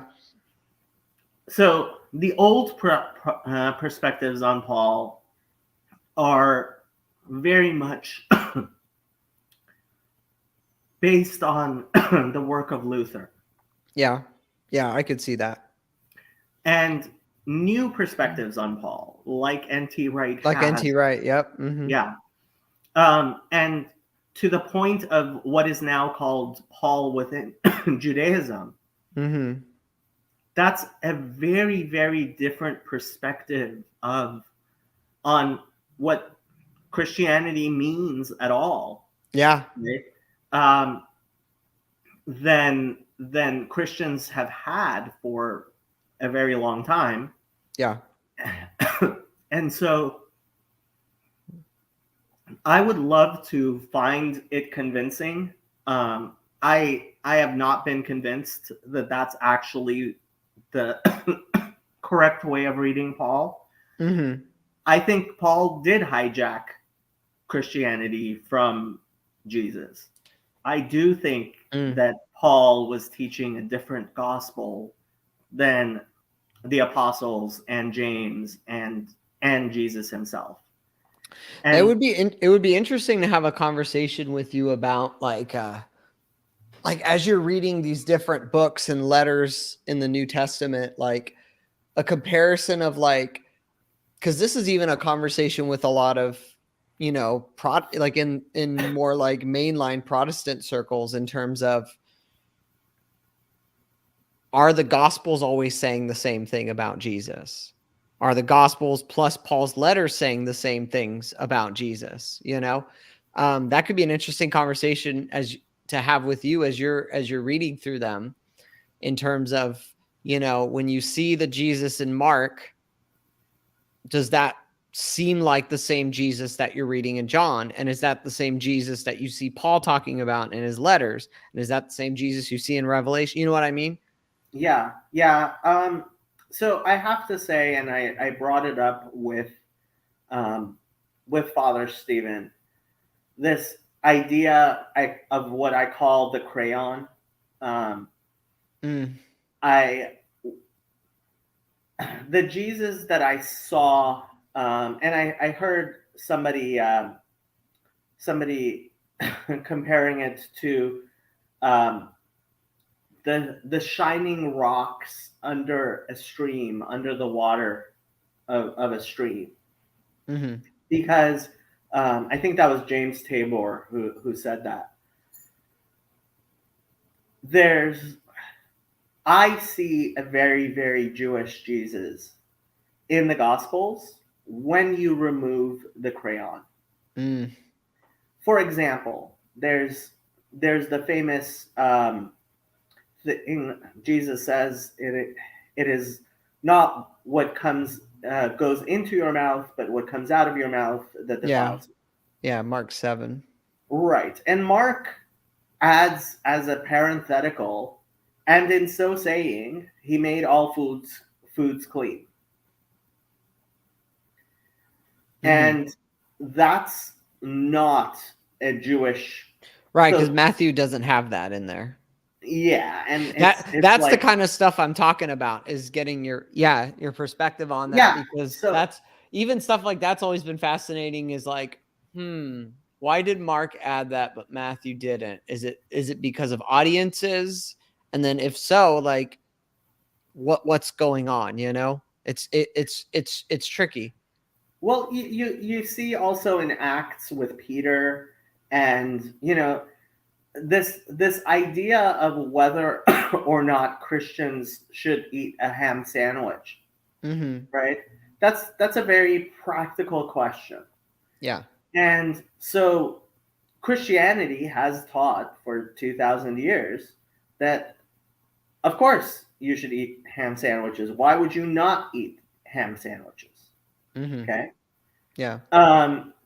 And that's very, very different from Paul within Judaism. And it's very different from what we understand of Jesus's life from outside the Christian Bible. Yeah. Yeah. And so, I mean, there's no reason why a Gentile should not eat a ham sandwich. That's, Noahides are allowed to eat ham sandwiches.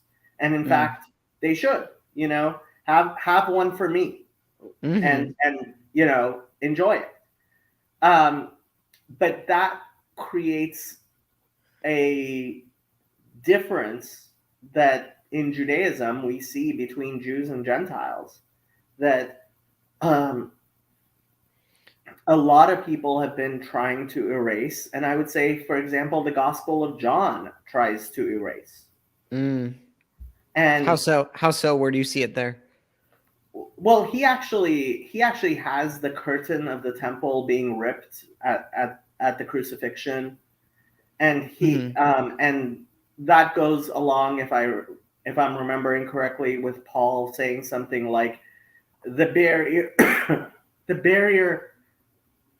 It's funny, we actually have they've dug up stones from, there were warning signs in Greek and Hebrew at the temple, and we actually have those. Oh, interesting. Yeah, let me actually see if I can find the picture. Warning sign from temple.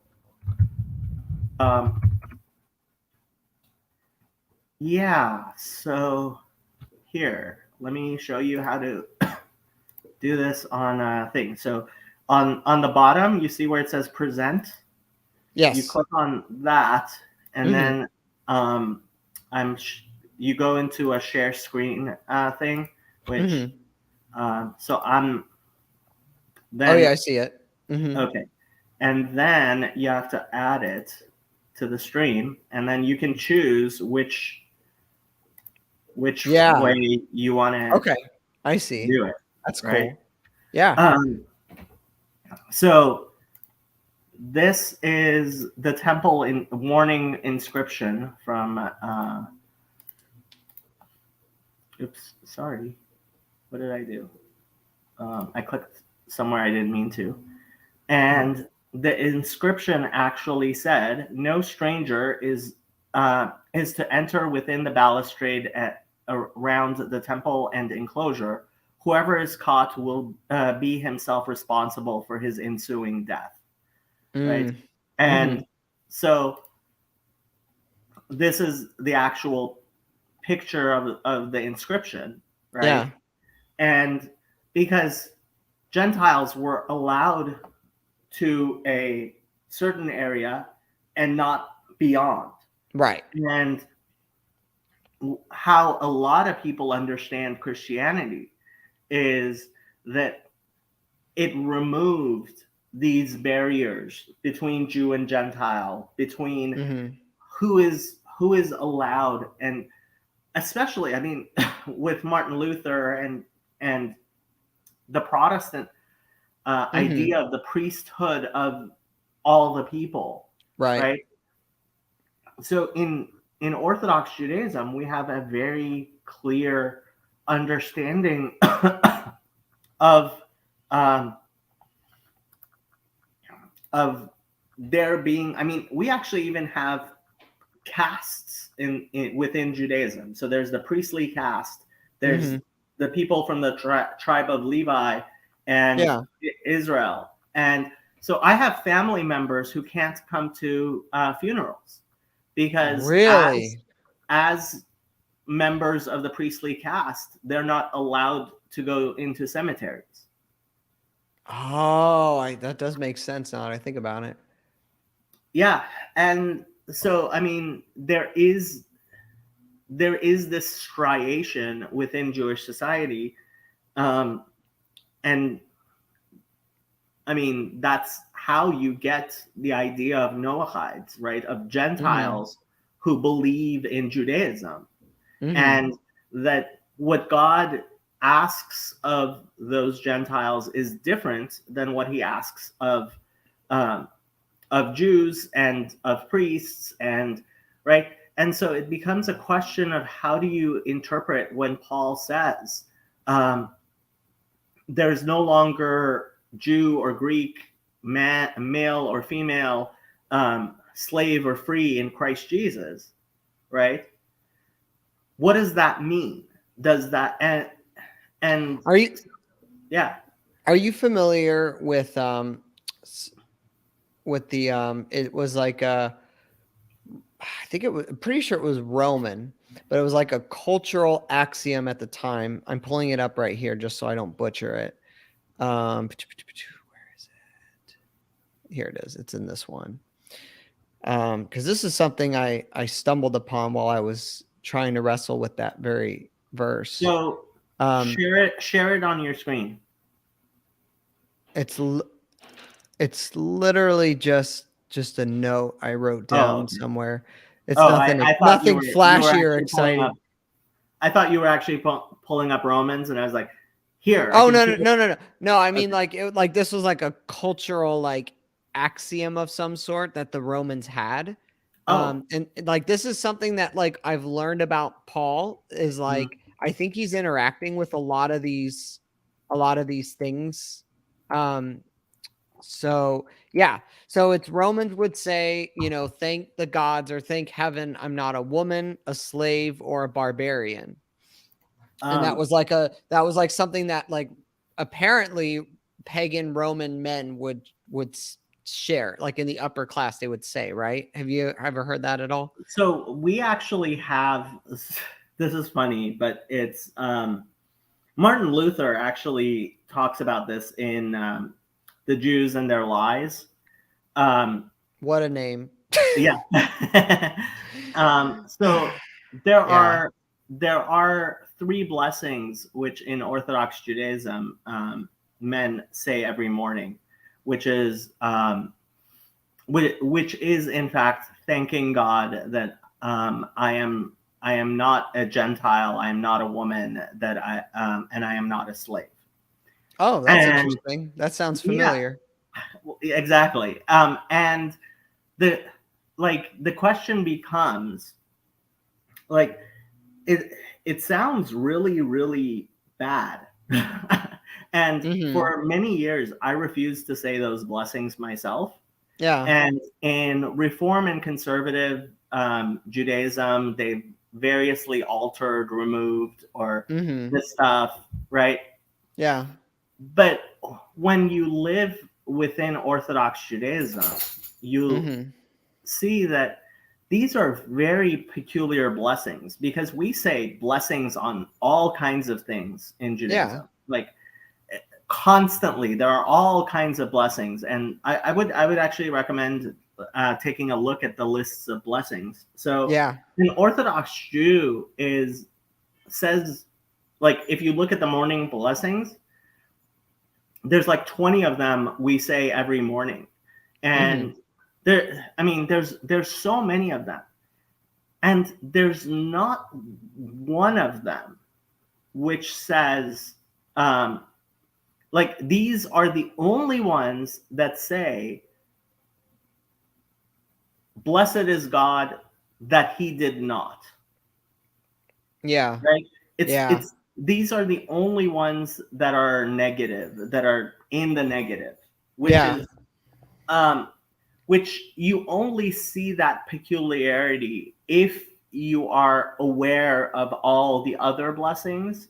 Sure. And so the rabbis actually ask, so why is this, right? Mhm.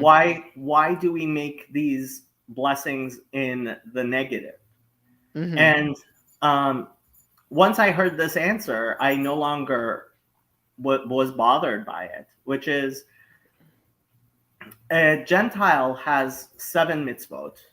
A woman, a Jewish, um, a Gentile slave has a larger number of mitzvot. And a Jewish woman has a larger number of mitzvot. Mhm. And a Jewish male has the largest number of mitzvot, right? Okay. And so it's actually each one you are moving up in the number of mitzvot, the number of commandments that you are bound by.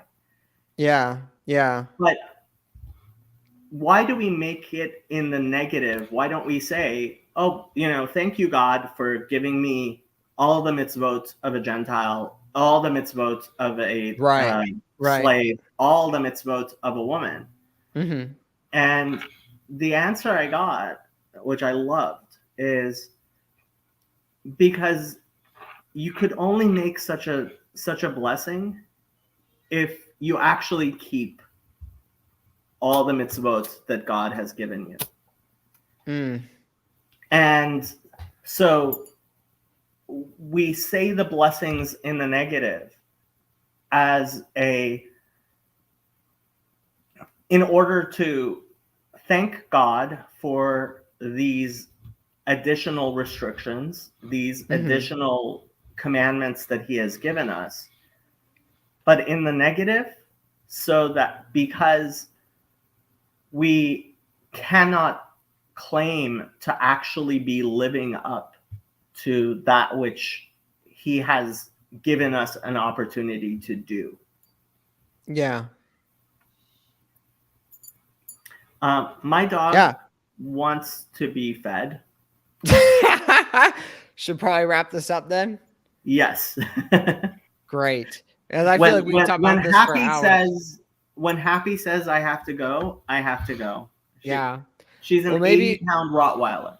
yeah. Well, maybe we can put a pin on it and pick that up because yeah, I think it's so interesting because it's like, okay, now that I know that that is both a Jewish and potentially, you know, a Roman, I you didn't know, know that was a Roman custom. I was not aware of it. that's what I found when I was studying, and I can't remember exactly where I read it. It might have been from NT Wright, but Well, you know what? Okay, I am going to go off the camera, feed Happy and cough a lot, and be back. You can wrap up.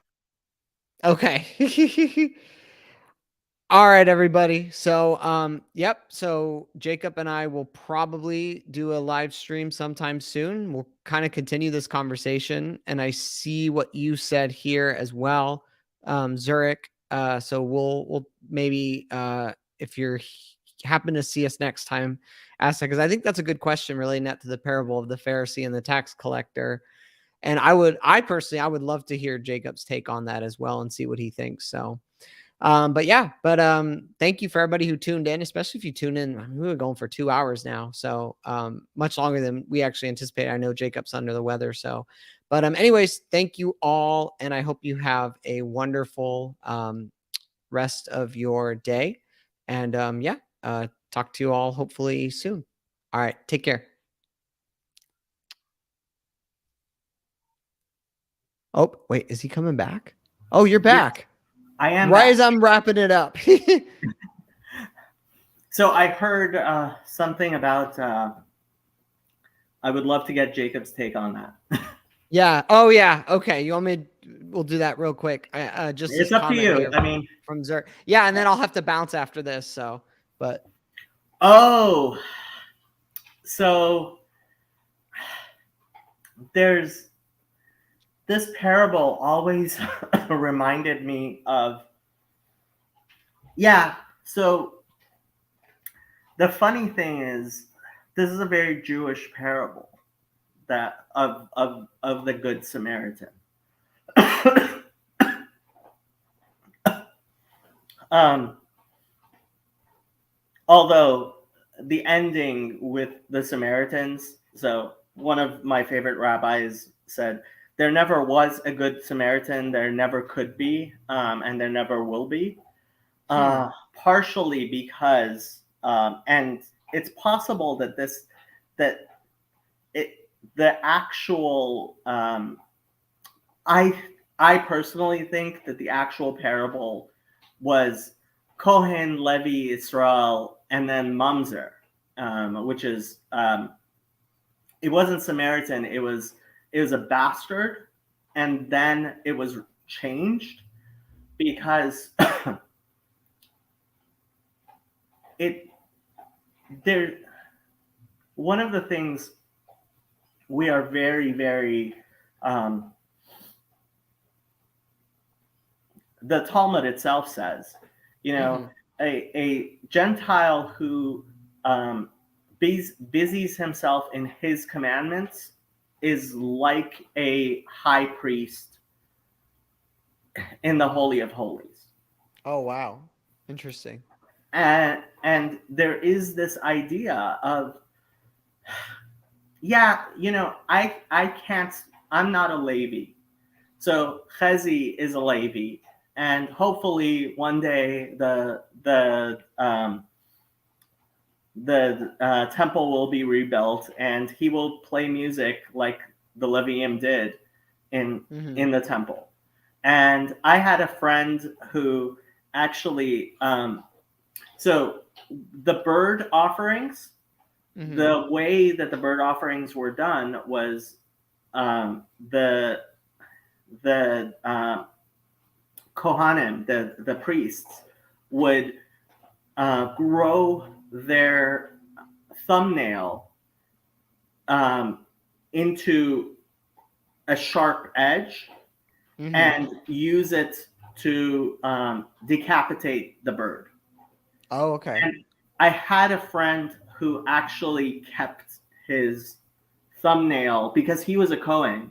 He kept his thumbnail ready, right? Like he had a sharpened thumbnail, just in case the Messiah comes, and he was ready to be the guy who's doing the bird offerings, right? Mm-hmm. And so it was, but I can't become a Levi. I can't become an Israel, a Kohen, and each person has their place in the world where God put them. Mm-hmm.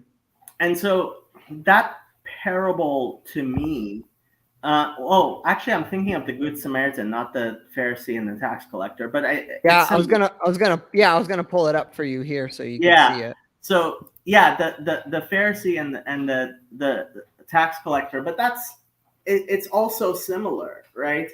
It's this idea of, I have my place in the world, and I have to fulfill that which I was made to do, not what I wish I was made to do. Everybody would like to be the high priest who walks into the Holy of Holies, right? But a person who is actually, it's called in Hebrew, mekabel ol, somebody who accepts the yoke of heaven upon themselves, is somebody who's willing to do whatever their assigned role, what they can do is, right? Mm-hmm. And so, that story with the Good Samaritan, I actually think was originally like the one from the Talmud. But yeah, the story of the Pharisee and the tax collector, like, if you want to put it up. Yeah, is it up? You have to click on it to add it. So click on it. There we go. Okay, yeah. Here, let me take this off. And you can actually increase the size. Control plus will do it. Yeah. Is that better? Yeah. So you want to read it? Yeah. He also told this parable to some who trusted in themselves that they were righteous and regarded others with contempt. Two men went up to the temple to pray, one a Pharisee, the other a tax collector. The Pharisee, standing by himself, was praying thus: God, I thank you that I am not like other people, thieves, rogues, adulterers, or even like this tax collector. I fast twice a week. I give a tenth of all my income. But the tax collector, standing far off, would not even look up to heaven, but was beating his breast and saying, God, be merciful to me, a sinner. I tell you, this man went down to his home justified rather than the other. For all who exalt themselves will be humbled, but all who humble themselves will be exalted. So that last line, it is something that gets repeated in our liturgy all over the place. Oh, that's interesting. Mashpil geim ad haaretz, magbia shefalim ad marom. And I just assumed that it was in the Psalms, but I am not aware. So this is what is this? Matthew? It's Luke. So it's Luke 18. Luke 18:14. So let me see. I could not find it in the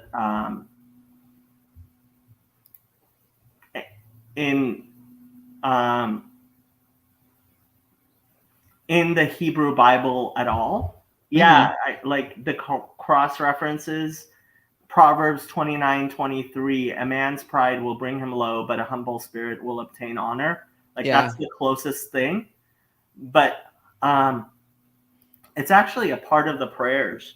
Mashpil geim ad haaretz, magbia shefalim ad marom is like, it's one of the most common, like it's part of our daily liturgy. That's interesting. Yeah, I did not realize. Yeah, it looks to me like he's quoting the prayers at the time. Yeah. So because that puts a whole different spin on it, because then essentially what Jesus is doing in this parable is he's saying he's giving this parable, and then he's repeating something that would have been well known at the time, which many Christian interpretations you hear of this kind of, I've heard the opposite. I've heard like what Jesus is doing in that last line is he's bringing something new. Like there's something different that he's trying to do there. So that's fascinating to hear that was something most likely already present. I would be like, this is it. I mean, yeah. When I went looking in the Psalms to find it, and I was like, I can't find it. Why is this? I assumed it was part of the Psalms because it shows up in the prayers and stuff a lot. Yeah.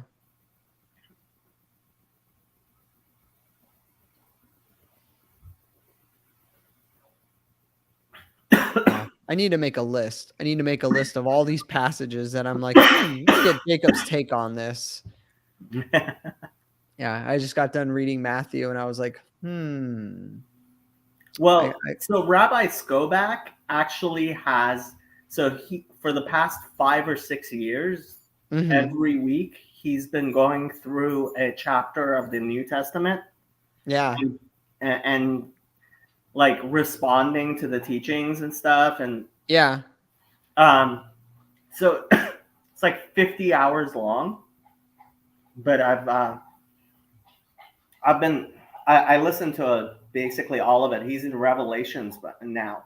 Oh yeah, that's got to be fun. Yeah. So they did Matthew, and then they skipped the rest of the Gospels and went through. And now that they hit Revelation, I think they may go back to like the Gospel. I don't know if they did the Gospel of John or not. Yeah. They may go back and do John, or they may, because he decided not to do the synoptics, not because it's like it would get to become repetitive. Yeah, if you did all three. Yeah. Yeah. Well, John is one. It's interesting because I always hear a lot that I hear this from both Jewish and non-Jewish scholars of like Gospel of John has the most things that you can trace to being sort of anti-Jewish, anti-Semitic, more so than the other Gospels. The anti-Judaisms. Okay, so I mean, you can get really nuanced on this, and I did like a 2-hour video.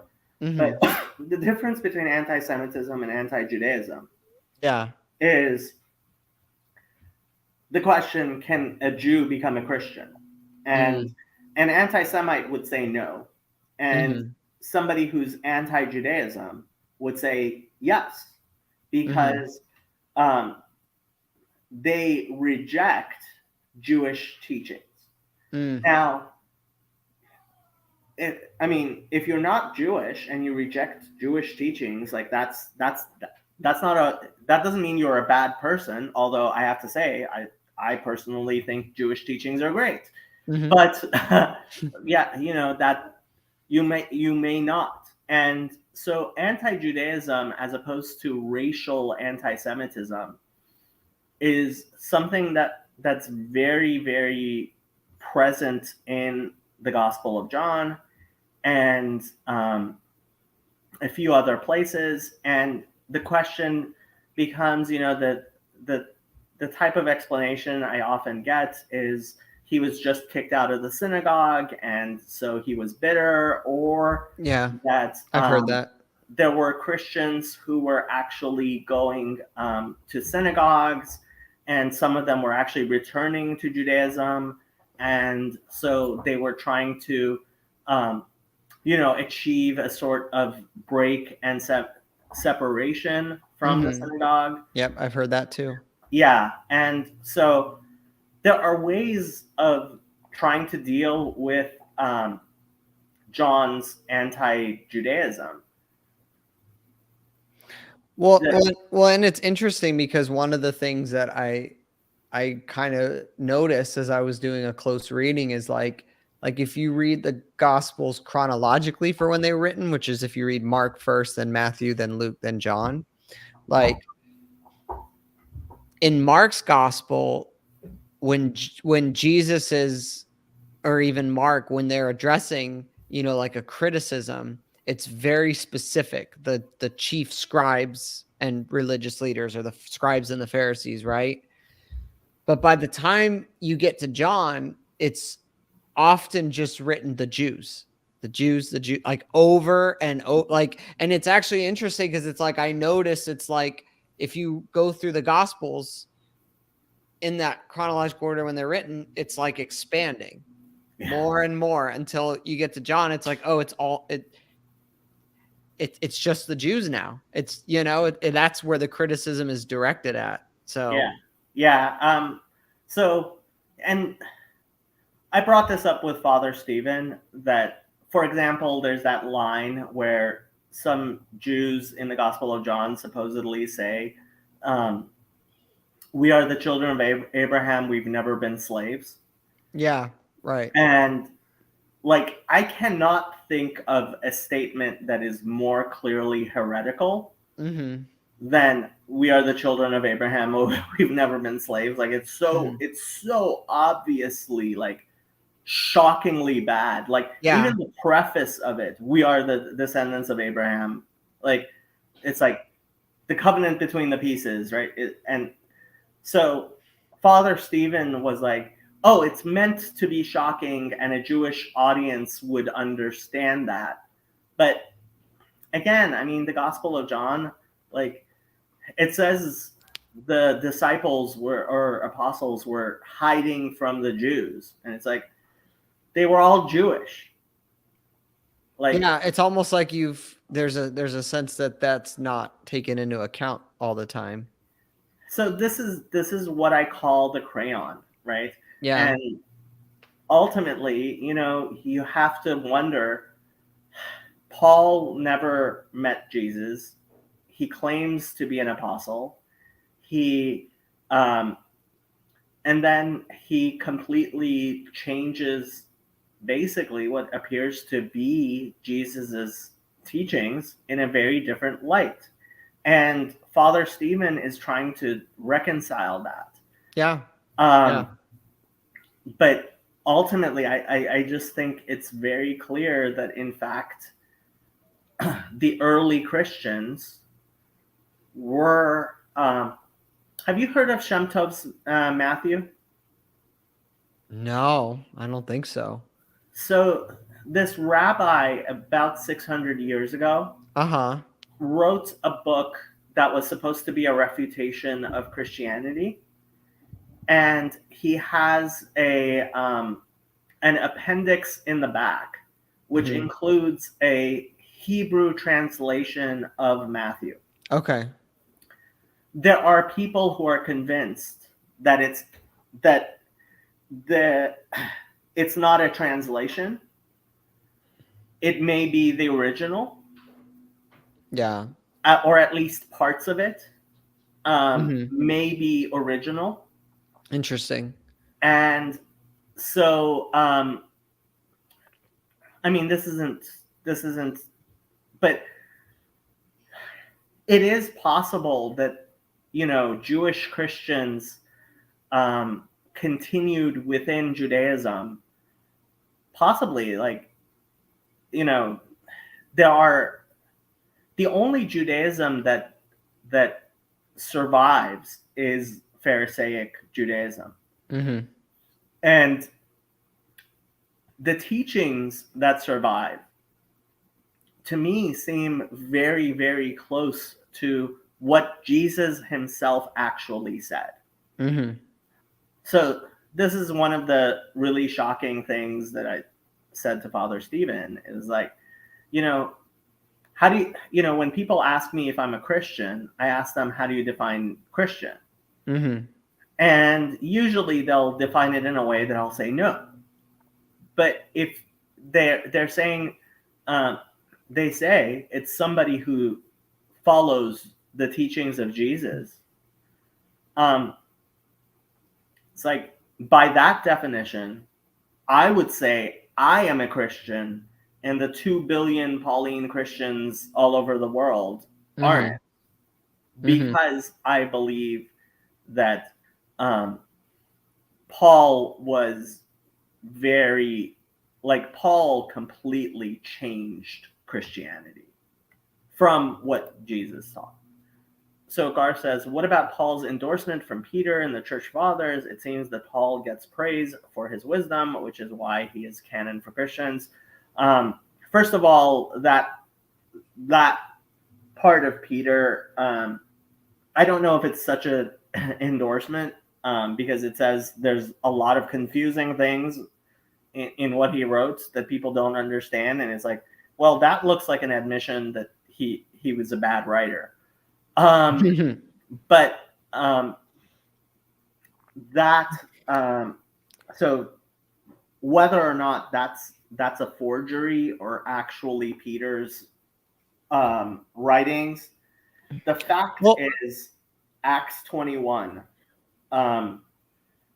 Paul goes up to Jerusalem and he's confronted by James, and he backs down, right?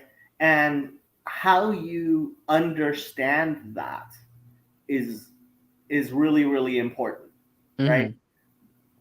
And Father Stephen, like, he wants to understand it as, oh, like, Paul respected the apostles so much that he accepted what James taught, and that in fact we have to understand what Paul wrote as a Jew trying to teach Judaism to Gentiles, right? So if I tell you, Derek or Garth, that you shouldn't circumcise your sons, right? Like, that has a very, very different meaning, because, like, most rabbis would probably say you should not circumcise your sons because you're Gentiles. And if you're reading Paul within Judaism, it's a very, very different understanding of Paul than Christians have had for 2,000 years. Right. Well, and I think what we're wrestling with Paul, like I think the light bulb went off in my head, is that, okay, the essential thing that Paul is trying to do is Paul is trying to kind of mediate tension within these different communities that are popping up that have some Jewish, followers of Jesus that are in communities with people who are Gentile followers of Jesus, and trying to figure out, okay, apparently there are Jewish followers of Jesus who are telling the Gentile followers of Jesus that you have to get circumcised, you have to eat kosher, you have to do all these different things now, because this is what it looks like. And that, and is Paul saying to the Gentile followers of Jesus, no, you're not Jewish, so you don't have to do that, right? So, like, that's the tension that I think, when I read like Galatians or Romans, I'm trying to keep in mind, like, okay, this is kind of what Paul is navigating here. So yeah, this has been a big part of the discussion that I've been having with Father Stephen, which is what exactly was going on. And so the idea that there were Jews who were telling Gentiles, you have to become circumcised to be saved, or something like that. There's just no record of Jews saying anything like that. And some people have been trying to understand it as, so they talk about Judaizers, which, yeah, I've heard that. They were Gentiles who wanted to become Jews. Mm-hmm. And maybe Paul was talking against that. Father Stephen has an interesting idea that I mean, it's interesting, but it's very novel, Mm-hmm. which is that the Eucharist is a celebration of the Passover.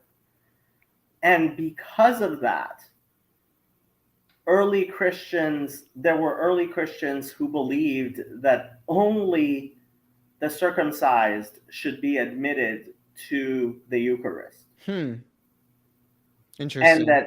that is, in fact, what Paul was speaking against.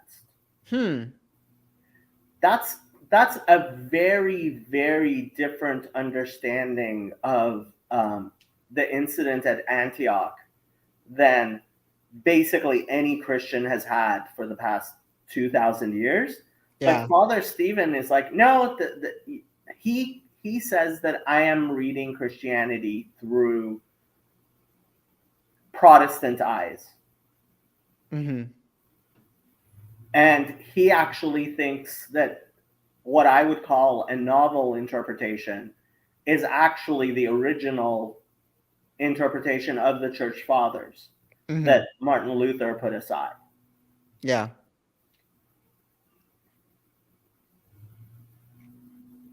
Yeah, that's definitely one of the things I noticed when I listen to a lot of his stuff is why haven't I heard that before? And and I do think I know for me, I could speak for me personally, I have been for so many years super entrenched in the Protestant thinking that when I hear something, um, like when I hear his interpretation of certain things, I'm like, wait, this is what the church always believed about this, but I've never heard this mentioned. This is a big problem. Yeah, I mean, yeah. um, I'll say mine, and then I really do have to bounce. I'm like 30 Okay. minutes over my time of what I was supposed to do. Um, but if you were to summarize Paul's project, I think essentially what he's trying to do, kind of similar to what I said a few minutes ago, I think he's got these communities that he's helping to start. He's going into these different cities that are Gentile dominant, but there are Jews there as well. Like an example is Romans. There's the period when the Jews were expelled from the city of Rome for a period of time. Um, I can't remember if that was under Claudius or I always get certain timelines mixed up in my head, but there was a period when they were expelled from Rome and then they all were welcome to come back to Rome.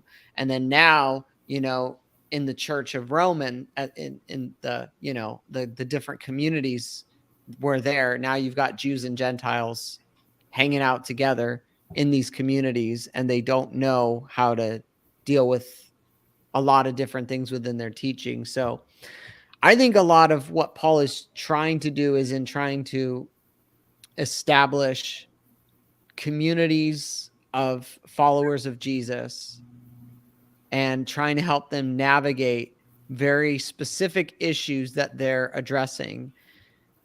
Because I think if we were to go to the Church of Corinth, to the churches in Galatia, to the Church of Ephesus, I don't think it would have all looked the same. I don't think it would have all felt the same. I think they all, based on their locations, where they were, I think they had different issues that they were navigating, and I think that's what Paul is trying to help them do, is to try to help them to understand how Jesus and how he understands the gospel to play a role in how it's ultimately going to shape them as a people. So I know that's kind of long winded, but that's kind of what I understand. Like Paul is trying to do, and then And my answer is Paul was a con man. just right, just right there. So Chaim Maccabee has a book, The Myth Maker, which he gives his narrative, which I think is should it sounds pretty close to right, and Eisenman certainly seems to believe similar things when it comes. He says um, in James, the brother of Jesus, and James Tabor. So he's coming up out with a few books, but his YouTube channel, he discusses these things as well. The real question is, did Paul hijack Christianity from the apostles? And if you don't believe so, you kind of have to start moving into this Paul within Judaism explanation, right? So that this is what all these different scholars are trying to do, is kind of, from what we know, from especially from the Dead Sea Scrolls. So the Dead Sea Scrolls really, really, I mean, even for me, when I read in the Mishnah the things that the Mishnah said about the Second Temple, so the Mishnah was finally redacted about 200 years, around the year 200, right? So about 130 years after the destruction of the Second Temple. And like the Mishnah, and then certainly the Talmud, describes the environment of the Second Temple in a way that I thought was anachronistic, and a lot of people thought was anachronistic. But for example, MMT, 4Q MMT, which is, I did a discussion with Sam Adams about it, called it something on MMT or DMT, because we were making DMT jokes. But like what we have discovered through the Dead Sea Scrolls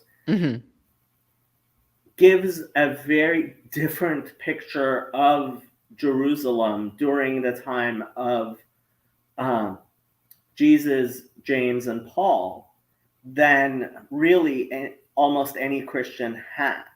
Yeah. And the question becomes, how do you reconcile this information we have with what Christianity believed? Yeah, I think that's the question right there, because this is what I tell my friend who's Eastern Orthodox. What I wrestle with is, okay, so if the Orthodox Church is infallible, but we have all this information now that's making us wonder if we've had it right or wrong for 2,000 years. Not all of it, but just, lots of important pieces of it, though. Then what does that do to, how you see that? So, but I'm actually going to bounce right now. I'm going to drop in the chat though, if it's okay. So since we did the podcast stuff today, so if anyone's interested at all in learning more about the podcast, it's All Things Narrative Podcast. You can check that out anywhere. And then I have a Patreon as well, that if, you're interested in supporting it, it just as a thank you or whatever, it's there as well. So, but I got to bounce. So, I got to get my kids ready for bed. Click on end broadcast. Yes. And I will end it. So thank you, everybody.